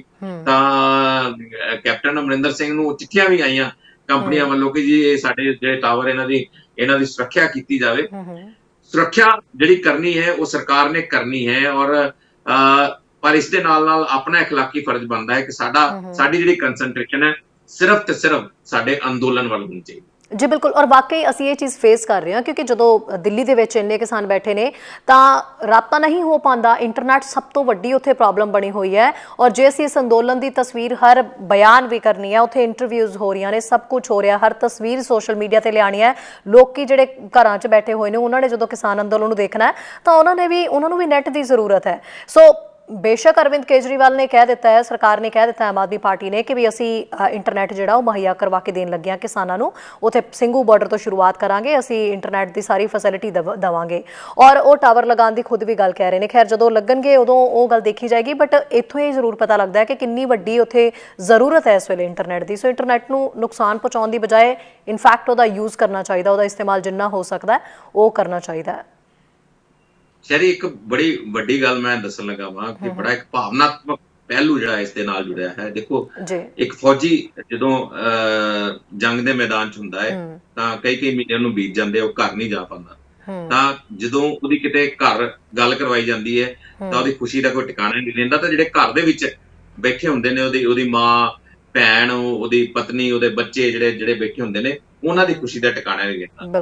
ਹੁਣ ਸੇਮ ਇਹੀ ਆ, ਜਿਹੜੇ ਇਸ ਵੇਲੇ ਜਵਾਨ ਨੇ ਸਾਡੇ ਸਰਹੱਦਾਂ ਦੇ ਬੈਠੇ ਹੋਏ ਨੇ, ਦਿੱਲੀ ਦੀਆਂ ਸਰਹੱਦਾਂ ਤੇ ਬੈਠੇ ਹੋਏ ਨੇ, ਤੇ ਜੇ ਸਾਡੇ ਫੇਲੀਅਰ ਹੋ ਜਾਏਗਾ, ਨੈਟਵਰਕ ਫੇਲੀਅਰ ਹੋ ਜਾਏਗਾ, ਤਾਂ ਆਪਣੇ ਪਰਿਵਾਰ ਨਾਲ ਘਰ ਦੇ ਵਿੱਚ ਕਿੱਦਾਂ ਗੱਲਾਂ ਕਰਨਗੇ, ਕਿੱਦਾਂ ਆਪਣੀ ਜਿਹੜੀਆਂ ਉਹਨਾਂ ਦੀਆਂ ਔਰਤਾਂ ਪਿੱਛੇ ਬੈਠੀਆਂ ਨੇ ਉਹਨਾਂ ਨਾਲ ਕਿੱਦਾਂ ਗੱਲ ਕਰਨਗੇ, ਮਾਸੂਮ ਜੇ ਕੋਈ ਛੋਟੇ ਬੱਚੇ ਨੇ ਉਹਨਾਂ ਨਾਲ ਕਿੱਦਾਂ ਗੱਲ ਕਰਨਗੇ। ਤਾਂ ਇਸ ਚੀਜ਼ ਬਾਰੇ ਸਾਨੂੰ ਬਿਲਕੁਲ ਸੋਚਣਾ ਚਾਹੀਦਾ ਕਿ ਇਹ ਚੀਜ਼ ਨਾ ਕਰੀਏ ਤਾਂ ਅਸੀਂ ਕਿਤੇ ਨਾ ਕਿਤੇ ਆਪਣੇ ਜਿਹੜੇ ਭਰਾ ਨੇ ਉੱਥੇ ਬੈਠੇ ਨੇ, ਜਿਹੜੇ ਕਿਸਾਨ ਵੀਰ ਨੇ, ਉਹਨਾਂ ਨੂੰ ਵੀ ਤੰਗ ਪਰੇਸ਼ਾਨ ਕਰਾਂਗੇ, ਉਹਨਾਂ ਦੇ ਪਰਿਵਾਰਾਂ ਦੇ ਵਿੱਚ ਵੀ ਵਿਛੋੜਾ ਪਾਵਾਂਗੇ। ਇਹ ਚੀਜ਼ਾਂ ਨਾ ਕਰੀਏ। ਬਿਲਕੁਲ, ਕਿਉਂਕਿ ਕਈ ਵਾਰੀ ਜਦੋਂ ਅਸੀਂ ਵੀ ਰਾਜੇਸ਼ ਜੀ ਕੁਝ ਲੋਕਾਂ ਨਾਲ ਰਾਬਤਾ ਕਾਇਮ ਕਰਦੇ ਹਾਂ, ਉਹਨਾਂ ਨੂੰ ਸ਼ੋਅ ਦੇ ਵਿੱਚ ਅਸੀਂ ਇੰਟਰਵਿਊ ਲਈ ਕਹਿੰਦੇ ਹਾਂ, ਤਾਂ ਸਭ ਤੋਂ ਵੱਡਾ ਉਹਨਾਂ ਦਾ ਰੀਜ਼ਨ ਹੈ ਕਿ ਉਹ ਦਿੱਲੀ ਅੰਦੋਲਨ ਦੇ ਵਿੱਚ ਬੈਠੇ ਹੋਏ ਨੇ ਤੇ ਉੱਥੇ ਨੈੱਟ ਨਹੀਂ ਚੱਲਦਾ। ਜਦੋਂ ਅਸੀਂ ਉਹਨਾਂ ਨਾਲ ਗੱਲਬਾਤ ਕਰਨ ਦੀ ਕੋਸ਼ਿਸ਼ ਵੀ ਕਰਦੇ ਤਾਂ ਸਾਡਾ ਰਾਬਤਾ ਵਿੱਚ ਮਤਲਬ ਟੁੱਟ ਜਾਂਦਾ ਹੈ। ਸੋ ਜੇ ਮੀਡੀਆ ਨੇ ਵੀ ਗੱਲਬਾਤ ਕਰਨੀ ਹੈ ਜਾਂ ਅਸੀਂ ਇੰਨੀ ਦੂਰ ਦੁਰਾਡੇ ਇੱਥੇ ਬੈਠੇ ਹੋਏ ਹਾਂ ਵਿਦੇਸ਼ਾਂ ਦੇ ਵਿੱਚ, ਜਦੋਂ ਅਸੀਂ ਉੱਥੋਂ ਇੰਟਰਵਿਊਜ਼ ਕਰਨਾ ਚਾਹੁੰਦੇ ਹਾਂ ਤਾਂ ਇੰਟਰਨੈਟ ਸਭ ਤੋਂ ਵੱਡੀ ਮੁਸੀਬਤ ਹੈ ਇਸ ਵੇਲੇ ਸਾਡੇ ਲਈ ਬਣ ਰਿਹਾ ਕਿ ਅਸੀਂ ਉਹਨਾਂ ਨਾਲ ਰਾਬਤਾ ਕਾਇਮ ਨਹੀਂ ਕਰ ਪਾ ਰਹੇ। ਬਿਲਕੁਲ, ਦੇਖੋ ਉੱਥੇ ਜਿਹੜੇ ਲੋਕ ਇੰਨੀ ਵੱਡੀ ਤਾਦਾਦ ਦੇ ਵਿੱਚ ਨੇ, ਲੱਖਾਂ ਦੀ ਗਿਣਤੀ ਦੇ ਵਿੱਚ ਲੋਕ ਨੇ, ਇੱਕ ਥਾਂ ਤੋਂ ਦੂਜੀ ਥਾਂ ਤੇ ਜਾਣਾ ਹੋਏ ਤਾਂ ਇੱਕ ਦੂਜੇ ਨੂੰ ਖਹਿ ਕੇ ਜਾਂਦਾ ਹੈ। ਉਸ ਤਰ੍ਹਾਂ ਲੰਘਣਾ ਬੜਾ ਉੱਥੇ ਔਖਾ ਹੈ, ਇਸ ਢੰਗ ਦੀ ਸਥਿਤੀ ਬਣੀ ਹੋਈ ਹੈ। ਤਾਂ ਉੱਥੇ ਕੰਜੈਸ਼ਨ ਬਹੁਤ ਜ਼ਿਆਦਾ ਹੈ, ਇਸ ਕਰਕੇ ਜਿਹੜਾ ਨੈਟਵਰਕ ਉਸ ਕਰਕੇ ਵੀ ਜਿਹੜਾ ਹੈਂਪਰ ਹੋ ਜਾਂਦਾ ਹੈ, ਕਿਤੇ ਨਾ ਕਿਤੇ ਨੈਟਵਰਕ ਫੇਲੀਅਰ ਜਿਹੜਾ ਆ ਜਾਂਦਾ ਹੈ, ਉਹ ਚੀਜ਼ਾਂ ਆ ਜਾਂਦੀਆਂ ਨੇ, ਉਹਦੀ ਮੁਸ਼ਕਲ ਆ ਜਾਂਦੀ ਹੈ। ਪਰ ਉਹ ਤਾਂ ਦਿੱਲੀ ਦੇ ਬਾਰਡਰ ਤੇ ਬੈਠੇ ਨੇ, ਉੱਥੇ ਉਹਨਾਂ ਨੂੰ ਜਿਹੜਾ ਨੈਟਵਰਕ ਜਿੰਨਾ ਮਿਲਣਾ ਉਨਾ ਹੀ ਮਿਲਣਾ ਹੈ, ਜੋ ਉੱਥੇ ਅਵੇਲੇਬਿਲਿਟੀ ਹੈ ਉਨੀ ਹੀ ਮਿਲਣੀ ਹੈ। ਤੇ ਮੈਂ ਇਸੇ ਕਰਕੇ ਕਹਿ ਰਿਹਾ ਕਿ ਜੇ ਕਿਸੇ ਅੰਦੋਲਨ ਨੂੰ ਕਮਜ਼ੋਰ ਕਰਨਾ ਹੈ ਤਾਂ ਨੈਟਵਰਕ ਤੇ ਬੜੀ ਵੱਡੀ ਸੱਟ ਮਾਰੀ ਜਾਂਦੀ ਹੈ। ਨੈਟਵਰਕ ਰਾਹੀਂ ਕਿ ਨੈਟਵਰਕ ਦੇਖੋ, ਜੰਮੂ ਕਸ਼ਮੀਰ 'ਚ ਅਜੇ ਤੱਕ ਜਿਹੜਾ ਉਹ 2G ਤੇ ਸ਼ਾਇਦ ਮੇਰਾ ਖਿਆਲ ਕੰਮ ਚੱਲ ਰਿਹਾ ਹਜੇ ਵੀ ਉੱਥੇ ਅਸੀਂ 5G ਤੇ ਆ ਗਏ ਆ, ਪਰ ਉੱਥੇ ਇਸ ਢੰਗ ਨਾਲ ਚੱਲ ਰਿਹਾ। ਤੇ ਇਸ ਕਰਕੇ ਇਹ ਜ਼ਰੂਰੀ ਇਹੀ ਹੈ ਕਿ ਜਿਹੜੀ ਨੈਟਵਰਕ ਦੀ ਫੈਸਿਲਿਟੀ ਹੈ ਉਹ ਬਹੁਤ ਜ਼ਰੂਰੀ ਹੈ। ਇਹ ਤੁਸੀਂ ਬਹੁਤ ਸੋਹਣੀ ਮੈਨੂੰ ਗੱਲ ਇੱਕ ਰਾਜੇਸ਼ ਜੀ ਯਾਦ ਕਰਵਾਈ ਕਿ ਜਦੋਂ ਕਿਸੇ ਵੀ ਅੰਦੋਲਨ ਨੂੰ ਵੀ ਫੇਲ ਕਰਨਾ ਹੁੰਦਾ ਹੈ, ਕਿਸੇ ਵੱਡੀ ਮੂਵਮੈਂਟ ਨੂੰ ਖਤਮ ਵੀ ਕਰਨਾ ਹੁੰਦਾ, ਉਦੋਂ ਸਭ ਤੋਂ ਪਹਿਲਾਂ ਇੰਟਰਨੈਟ ਦੇ ਉੱਤੇ ਸੱਟ ਮਾਰੀ ਜਾਂਦੀ ਹੈ। ਬਿਲਕੁਲ ਸਹੀ ਕਹਿ ਰਹੇ ਹੋ। ਅਸੀਂ ਜਦੋਂ ਧਾਰਾ 370 ਲਗਾਈ ਗਈ ਸੀ, ਅਸੀਂ ਉਦੋਂ ਵੀ ਇਹ ਚੀਜ਼ ਦੇਖੀ ਹੈ ਕਿ ਇੰਟਰਨੈਟ ਕਿੰਨੀ ਵੱਡੀ ਪ੍ਰੋਬਲਮ, ਮਤਲਬ ਕਿਸ ਤਰੀਕੇ ਨਾਲ ਰਾਬਤਾ ਟੁੱਟ ਚੁੱਕਿਆ ਸੀਗਾ ਕਸ਼ਮੀਰ ਦੇ ਲੋਕਾਂ ਨਾਲ ਸਭ ਦਾ। ਔਰ ਇੱਕ ਮੈਨੂੰ ਇਸ ਤੋਂ ਹੋਰ ਗੱਲ ਯਾਦ ਆਈ ਹੈ ਕਿ ਅਸੀਂ ਕੁਝ ਦਿਨਾਂ ਦੇ ਵਿੱਚ ਇੱਕ ਖਬਰ ਵੀ ਬਹੁਤ ਜ਼ਿਆਦਾ ਅਸੀਂ ਦੇਖ ਰਹੇ ਸੀਗੇ, NDTV ਦੀ। ਹਾਲਾਂਕਿ ਇਹ ਖਬਰ ਹੈ ਕਿ NDTV ਦੇ ਪੱਤਰਕਾਰ ਰਵੀਸ਼ ਕੁਮਾਰ ਨੂੰ ਅਸੀਂ ਸਾਰੇ ਜਾਣਦੇ ਹਾਂ, ਔਰ ਉਹਨਾਂ ਦੀ ਗੱਲ ਸਰਕਾਰ, ਮਤਲਬ ਤੁਹਾਨੂੰ ਅਸੀਂ ਸਾਰੇ ਜਣੇ ਜਾਣਦੇ ਹਾਂ ਕਿ ਸਰਕਾਰ ਨੂੰ ਬਹੁਤ ਚੁੱਭਦੀ ਹੈ। ਸੋ ਇਸੇ ਕਰਕੇ ਇਹ ਖਬਰ ਸਾਹਮਣੇ ਆ ਰਹੀ ਸੀ ਕਿ ਕੁਝ ਦਿਨਾਂ ਤੋਂ NDTV ਨੂੰ ਜਦੋਂ ਉਹਨਾਂ ਨੇ ਬੁਲੇਟਿਨ ਉਹਨਾਂ ਦਾ ਸ਼ੁਰੂ ਹੋਣਾ ਹੁੰਦਾ, ਪ੍ਰਾਈਮ ਟਾਈਮ ਜਦੋਂ ਚੱਲਣਾ ਹੁੰਦਾ, ਤਾਂ ਉਸ ਟਾਈਮ ਦੇ ਉੱਤੇ ਸਕਰੀਨ ਜਿਹੜੀ ਆ ਉਹ ਬਲੈਕ ਨਜ਼ਰ ਆਉਂਦੀ ਹੈ, ਯਾਨੀ ਕਿ ਉਹ ਵੀ ਉੱਥੋਂ ਜਿਹੜੇ ਨੇ ਹਟਾ ਦਿੱਤੇ ਜਾਂਦੇ ਨੇ। ਸੋ ਇਹ ਕਿੰਨੀਆਂ ਵੱਡੀਆਂ ਚੀਜ਼ਾਂ ਹੁੰਦੀਆਂ ਨੇ ਜਿਹੜੀਆਂ ਕਿ ਕੋਈ ਵੀ ਮੂਵਮੈਂਟ ਹੋਵੇ ਉਹਨੂੰ ਖਰਾਬ ਕਰਨ ਦੇ ਲਈ ਇਸਤੇਮਾਲ ਕੀਤਾ ਜਾਂਦੀਆਂ ਨੇ। ਸੋ ਸਾਨੂੰ ਤਾਂ ਸਾਰਿਆਂ ਨੂੰ ਇਹ ਚੀਜ਼ ਬਾਖੂਬੀ ਸਮਝਣੀ ਚਾਹੀਦੀ ਹੈ ਕਿ ਸਾਨੂੰ ਕਿੰਨੀ ਜ਼ਰੂਰਤ ਹੈ ਇੰਟਰਨੈਟ ਦੀ ਔਰ ਇਹਨਾਂ ਸੇਵਾਵਾਂ ਦੀ। ਬਿਲਕੁਲ ਅੱਜ ਕੱਲ ਤੇ ਲੋਕਾਂ ਨੂੰ ਜੋੜੇ ਰੱਖਣ ਦਾ ਤਰੀਕਾ ਹੀ ਇਹੀ ਹੈ, ਕਮਿਊਨੀਕੇਸ਼ਨ, ਆਪਸ ਦੇ ਵਿੱਚ ਜਿਹੜਾ ਤਾਲਮੇਲ ਬਿਠਾਉਣਾ ਹੈ, ਇੱਕ ਦੂਜੇ ਨੂੰ ਲਾਮਬੰਦ ਕਰਨਾ ਹੈ, ਜਿਹੜਾ ਹੈ ਉਹ ਜੀ। ਨੈਟਵਰਕ ਦੇ ਜ਼ਰੀਏ ਹੀ ਇਸ ਤਰ੍ਹਾਂ ਹੁੰਦਾ ਹੈ ਔਰ ਛੇਤੀ ਹੋ ਜਾਂਦਾ ਹੈ। ਹੂੰ, ਇਸੇ ਕਰਕੇ ਲੋਕ ਇਕੱਠੇ ਹੋ ਜਾਂਦੇ ਨੇ ਔਰ ਹੂੰ, ਫਿਰ ਵੀ ਉਸਦੇ ਬਾਵਜੂਦ ਜਿਹੜਾ ਜੋ ਕੁਝ ਚੱਲ ਰਿਹਾ ਹੈ ਉਹ ਹੂੰ, ਉਹਦੀ ਜਿੰਨੀ ਤਾਰੀਫ ਕੀਤੀ ਜਾਏ ਉਨੀ ਥੋੜੀ ਹੈ ਕਿ ਜਿਸ ਹੂੰ, ਢੰਗ ਨਾਲ ਸਾਡਾ ਅੰਦੋਲਨ ਚੱਲ ਰਿਹਾ ਹੈ ਉੱਥੇ ਔਰ ਜਿਸ ਹੂੰ, ਢੰਗ ਨਾਲ ਆਪਣੇ ਕਿਸਾਨ ਭਰਾ ਬੈਠੇ ਨੇ ਹੁਣ ਅੱਜ ਰਾਤ ਜਿਹੜੀ ਹੈ ਉਹ ਕਿਸ ਤਰ੍ਹਾਂ ਲੰਘਦੀ ਹੈ ਕਿਉਂਕਿ ਹੂੰ, ਕੱਲ ਨੂੰ ਜਿਹੜੀ ਮੀਟਿੰਗ ਹੋਣੀ ਹੈ ਮੀਟਿੰਗ ਦੇ ਵਿੱਚ ਹੁਣ ਦੇਖੋ ਕੀ ਸਿੱਟਾ ਨਿਕਲਦਾ ਹੈ ਹੁਣ ਸਾਰਿਆਂ ਦੀਆਂ ਨਿਗਾਹਾਂ ਇਸ ਤੇ ਹੀ ਲੱਗੀਆਂ ਹੋਈਆਂ ਨੇ ਹਾਲੇ ਹੂੰ, ਤੇ ਹਾਲਾਂਕਿ ਸਾਰਿਆਂ ਨੂੰ ਇਹੀ ਪਤਾ ਹੈ ਕਿ ਸ਼ਾਇਦ ਇਹ ਵੀ ਮੀਟਿੰਗ ਜਿਹੜੀ ਹੈ ਬੇਸਿੱਟਾ ਰਹੇਗੀ ਪਰ ਅਸੀਂ ਉਮੀਦ ਨਹੀਂ ਛੱਡਾਂਗੇ ਕਿ ਬਿਲਕੁਲ। ਹੁਣ ਹੋਰ ਵੀ ਜੇ ਮੀਟਿੰਗਾਂ ਹੋਣ ਤੇ ਉਹ ਵੀ ਮੀਟਿੰਗਾਂ ਜਿਹੜੀਆਂ ਉਸ ਦੇ ਵਿੱਚ ਸ਼ਮੂਲੀਅਤ ਕਰਨ ਲਈ ਆਪਣੇ ਕਿਸਾਨ ਹੂੰ, ਆਗੂ ਜਿਹੜੇ ਨੇ ਉਹ ਬਿਲਕੁਲ ਤਿਆਰ ਹੂੰ, ਬਰ ਤਿਆਰ ਨੇ ਔਰ ਉਹਨਾਂ ਜੀ। ਦੇ ਹੌਸਲੇ ਬੜੇ ਬੁਲੰਦ। ਬਿਲਕੁਲ। ਸੋ ਇਸ ਤੋਂ ਇਲਾਵਾ ਰਾਜੇਸ਼ ਜੀ, ਕਿਸਾਨ ਅੰਦੋਲਨ ਦੇ ਵਿੱਚ ਜੋ ਵੀ ਚੱਲ ਰਿਹਾ ਉਹ ਅਸੀਂ ਲਗਾਤਾਰ ਸੁਣ ਰਹੇ ਹਾਂ, ਦੇਖ ਰਹੇ ਹਾਂ। ਅਜਿਹੇ ਦੇ ਵਿੱਚ ਜਿਹੜਾ ਕਹਿੰਦੇ ਨੇ ਕਿ ਨਵਜੋਤ ਸਿੰਘ ਸਿੱਧੂ ਜਿਹੜੇ ਕਿ ਆਪਣੇ ਟ੍ਰੈਂਡ ਕਰਕੇ ਬਹੁਤ ਮਸ਼ਹੂਰ ਨੇ, ਖਾਸ ਕਰਕੇ ਜਦੋਂ ਕੋਈ ਵੀ ਪਹਿਨਾਵਾ ਪਾ ਕੇ ਆਉਂਦੇ ਨੇ, ਉਹਨਾਂ ਦੇ ਕੁੜਤੇ ਪਜਾਮੇ, ਸਲਵਾਰ ਕਮੀਜ਼ ਔਰ ਉਹਨਾਂ ਦਾ ਉਹ ਸਟਾਈਲ ਜਿਹੜਾ ਨਾ ਬਹੁਤ ਹੀ ਜ਼ਿਆਦਾ ਸਾਰਿਆਂ ਨੂੰ ਮਤਲਬ ਕਹਿੰਦੇ ਕਿ ਇੱਕ ਫੇਮਸ ਮੰਨਿਆ ਜਾਂਦਾ, ਬੜੀ ਨਜ਼ਰ ਟਿਕ ਜਾਂਦੀ ਹੈ ਨਵਜੋਤ ਸਿੰਘ ਸਿੱਧੂ ਦੇ ਸਟਾਈਲ ਦੇ ਉੱਤੇ। ਪਰ ਇੱਕ ਦੋ ਦਿਨਾਂ ਤੋਂ ਖਬਰ ਸਾਹਮਣੇ ਆ ਰਹੀ ਕਿ ਨਵਜੋਤ ਸਿੰਘ ਸਿੱਧੂ ਦਾ ਸਟਾਈਲ ਜਿਹੜਾ ਹੈ ਉਹ ਕੁਝ ਵਿਵਾਦਾਂ 'ਚ ਆ ਗਿਆ। ਇਹ ਪੂਰੀ ਖਬਰ ਹੈ ਕੀ ਹੈ? ਕਹਿੰਦੇ ਉਹਨਾਂ ਨੇ ਇੱਕ ਸ਼ਾਲ ਲਿੱਤੀ ਹੋਈ ਸੀਗੀ, ਉਹ ਸ਼ਾਲ ਨੂੰ ਲੈ ਕੇ ਉਹਨਾਂ ਦੀ ਕੰਪਲੇਂਟ ਕੀਤੀ ਗਈ ਹੈ, ਵਿਵਾਦ ਹੋ ਗਿਆ। ਦੇਖੋ ਵਾਕਿਆ ਹੀ ਸਹੀ ਗੱਲ ਕੀਤੀ ਹੈ ਕਿ ਨਵਜੋਤ ਸਿੰਘ ਸਿੱਧੂ ਜਿਹੜਾ ਕਿ ਉਹ ਚੁੱਪ ਰਹਿ ਕੇ ਵੀ ਖਬਰਾਂ 'ਚ ਰਹਿਣ ਵਾਲਾ ਸ਼ਖਸ ਹੈ ਬਿਲਕੁਲ। ਔਰ ਇਸੇ ਕਰਕੇ ਹੀ ਨਵਜੋਤ ਸਿੰਘ ਸਿੱਧੂ ਦੀ ਕੋਈ ਵੀ ਜਿਹੜੀ ਗੱਲਬਾਤ ਹੁੰਦੀ ਹੈ, ਕੋਈ ਵੀ ਹਰਕਤ ਹੁੰਦੀ ਹੈ, ਕੋਈ ਵੀ ਸ਼ਬਦ ਜਦੋਂ ਬੋਲਦੇ ਨੇ ਤਾਂ ਕੋਈ ਨਾ ਕੋਈ ਚੀਜ਼ਾਂ ਟ੍ਰੈਂਡ 'ਚ ਆ ਜਾਂਦੀਆਂ ਨੇ। ਤਾਂ ਜੀ ਹੁਣ ਬਿਲਕੁਲ। ਜਿਹੜੀ ਉਹਨਾਂ ਦੇ ਪੱਗ ਦੇ ਨਾਲ ਮੈਚ ਕਰਦੀਆਂ ਜਿਹੜੀਆਂ ਸ਼ਾਲਾਂ ਲੈ ਕੇ ਬਿਲਕੁਲ। ਫਿਰਦੇ ਸੀ, ਮੰਡੀ ਦੇ ਵਿੱਚ ਵੀ 2-3 ਵਾਰੀ ਗਏ ਉਹ ਸ਼ਾਲ ਜਿਹੜੀ ਨਾਲ ਲੈ ਕੇ ਜੀ ਬਿਲकुल, ਅਸੀਂ ਫਿਰਦੇ ਸਕਰੀਨ ਸੀ, ਤੇ ਉਹ ਦੇਖ ਹੀ ਚੀਜ਼ਾਂ ਰਹੇ ਹਾਂ ਜਿਹੜੀਆਂ ਬੜੀਆਂ ਰਾਜੇਸ਼ ਜੀ, ਇਹ ਚਰਚਾ ਦੇ ਵਿੱਚ ਸ਼ਾਲ। ਸਨ। ਹਾਂ ਪਰ ਹਾਂ ਇਹ ਜਿਹੜੀ ਸ਼ਾਲ ਹੈ, ਇਹ ਸ਼ਾਲ ਤੋਂ ਇਤਰਾਜ਼ ਨਹੀਂ ਸੀ ਸਿੱਖ ਜਥੇਬੰਦੀਆਂ ਨੂੰ, ਜੀ। ਪਰ ਜਿਹੜੀ ਸ਼ਾਲ ਦੇ ਉੱਤੇ ਜਿਹੜੇ ਚਿੰਨ੍ਹ, ਧਾਰਮਿਕ ਚਿੰਨ੍ਹ ਜਿਹੜੇ ਉਹ ਉਕੇਰੇ ਗਏ ਸੀ, ਜਿਸ ਤਰ੍ਹਾਂ ਕਿ ਖੰਡਾ ਸਾਹਿਬ ਤੇ ਏਕ ਓਂਕਾਰ ਸਾਹਿਬ ਜਿਹੜੇ ਉਕੇਰੇ ਗਏ, ਉਹ ਤੋਂ ਇਤਰਾਜ਼ ਜ਼ਾਹਿਰ ਕੀਤਾ ਗਿਆ ਕੁਝ ਸਿੱਖ ਜਥੇਬੰਦੀਆਂ ਵੱਲੋਂ ਔਰ ਬਕਾਇਦਾ ਤੌਰ ਤੇ ਅੱਜ ਉਹ ਸ਼੍ਰੀ ਅਕਾਲ ਤਖਤ ਸਾਹਿਬ ਗਏ ਨੇ, ਉੱਥੇ ਜਾ ਕੇ ਉਹਨਾਂ ਨੇ ਸ਼ਿਕਾਇਤ ਦਰਜ ਕਰਾਈ ਹੈ ਨਵਜੋਤ ਸਿੰਘ ਸਿੱਧੂ ਦੀ ਔਰ ਕੁਝ ਗੁਰਬਾਣੀ ਦਾ ਹਵਾਲਾ ਵੀ ਦਿੱਤਾ ਹੈ ਕਿ ਇਹਨਾਂ ਨੂੰ ਇਸ ਢੰਗ ਨਾਲ ਇਸਤੇਮਾਲ ਨਹੀਂ ਕੀਤਾ ਜਾਂਦਾ ਕਿਉਂਕਿ ਉਹਨਾਂ ਨੇ ਕਿਹਾ ਕਿ ਜੇ ਇਹ ਲਿਖਿਆ ਜਾਂਦੇ ਨੇ ਇਹ ਚੀਜ਼ਾਂ ਜਿਹੜੀਆਂ ਪੂਜਨੀਆਂ ਬਣ ਜਾਂਦੀਆਂ ਨੇ ਤੇ ਇਸ ਕਰਕੇ ਇਹਨਾਂ ਨੂੰ ਇਸ ਢੰਗ ਨਾਲ ਪਹਿਰਾਵੇ ਦੇ ਤੌਰ ਤੇ ਇਸ ਢੰਗ ਨਾਲ ਪਾ ਕੇ ਫਿਰਨਾ ਤੁਰਨਾ ਜਾਂ ਜੋ ਵੀ ਉਹਨਾਂ ਨੇ ਲੌਜਿਕ ਦਿੱਤੇ ਉਸ ਦੇ ਮੁਤਾਬਕ ਇਹ ਉਹਨਾਂ ਨੂੰ ਲੱਗਾ ਕਿ ਉਹਨਾਂ ਦੀਆਂ ਜਿਹੜੀਆਂ ਭਾਵਨਾਵਾਂ ਜਿਹੜੀਆਂ ਉਹ ਜ਼ਰੂਰ ਇਹਦੇ ਨਾਲ ਜਿਹੜੀਆਂ ਭੜਕੀਆਂ ਨੇ ਤੇ ਇਸ ਕਰਕੇ ਹੁਣ ਇੱਥੋਂ ਤੱਕ ਕਿ ਉਹ ਸਿੱਖ ਜਥੇਬੰਦੀਆਂ ਜਿਹੜੀਆਂ ਨੇ ਉਹ ਪੁਲਿਸ ਕੋਲ ਵੀ ਸ਼ਿਕਾਇਤ ਕਰਨ ਜਾ ਰਹੇ ਸੀ ਅੱਜ ਕਿ ਅਸੀਂ ਪੁਲਿਸ ਨੂੰ ਵੀ ਸ਼ਿਕਾਇਤ ਕਰਾਂਗੇ ਇਸ ਬਾਰੇ ਕਿ ਇਸ ਚੀਜ਼ ਤੇ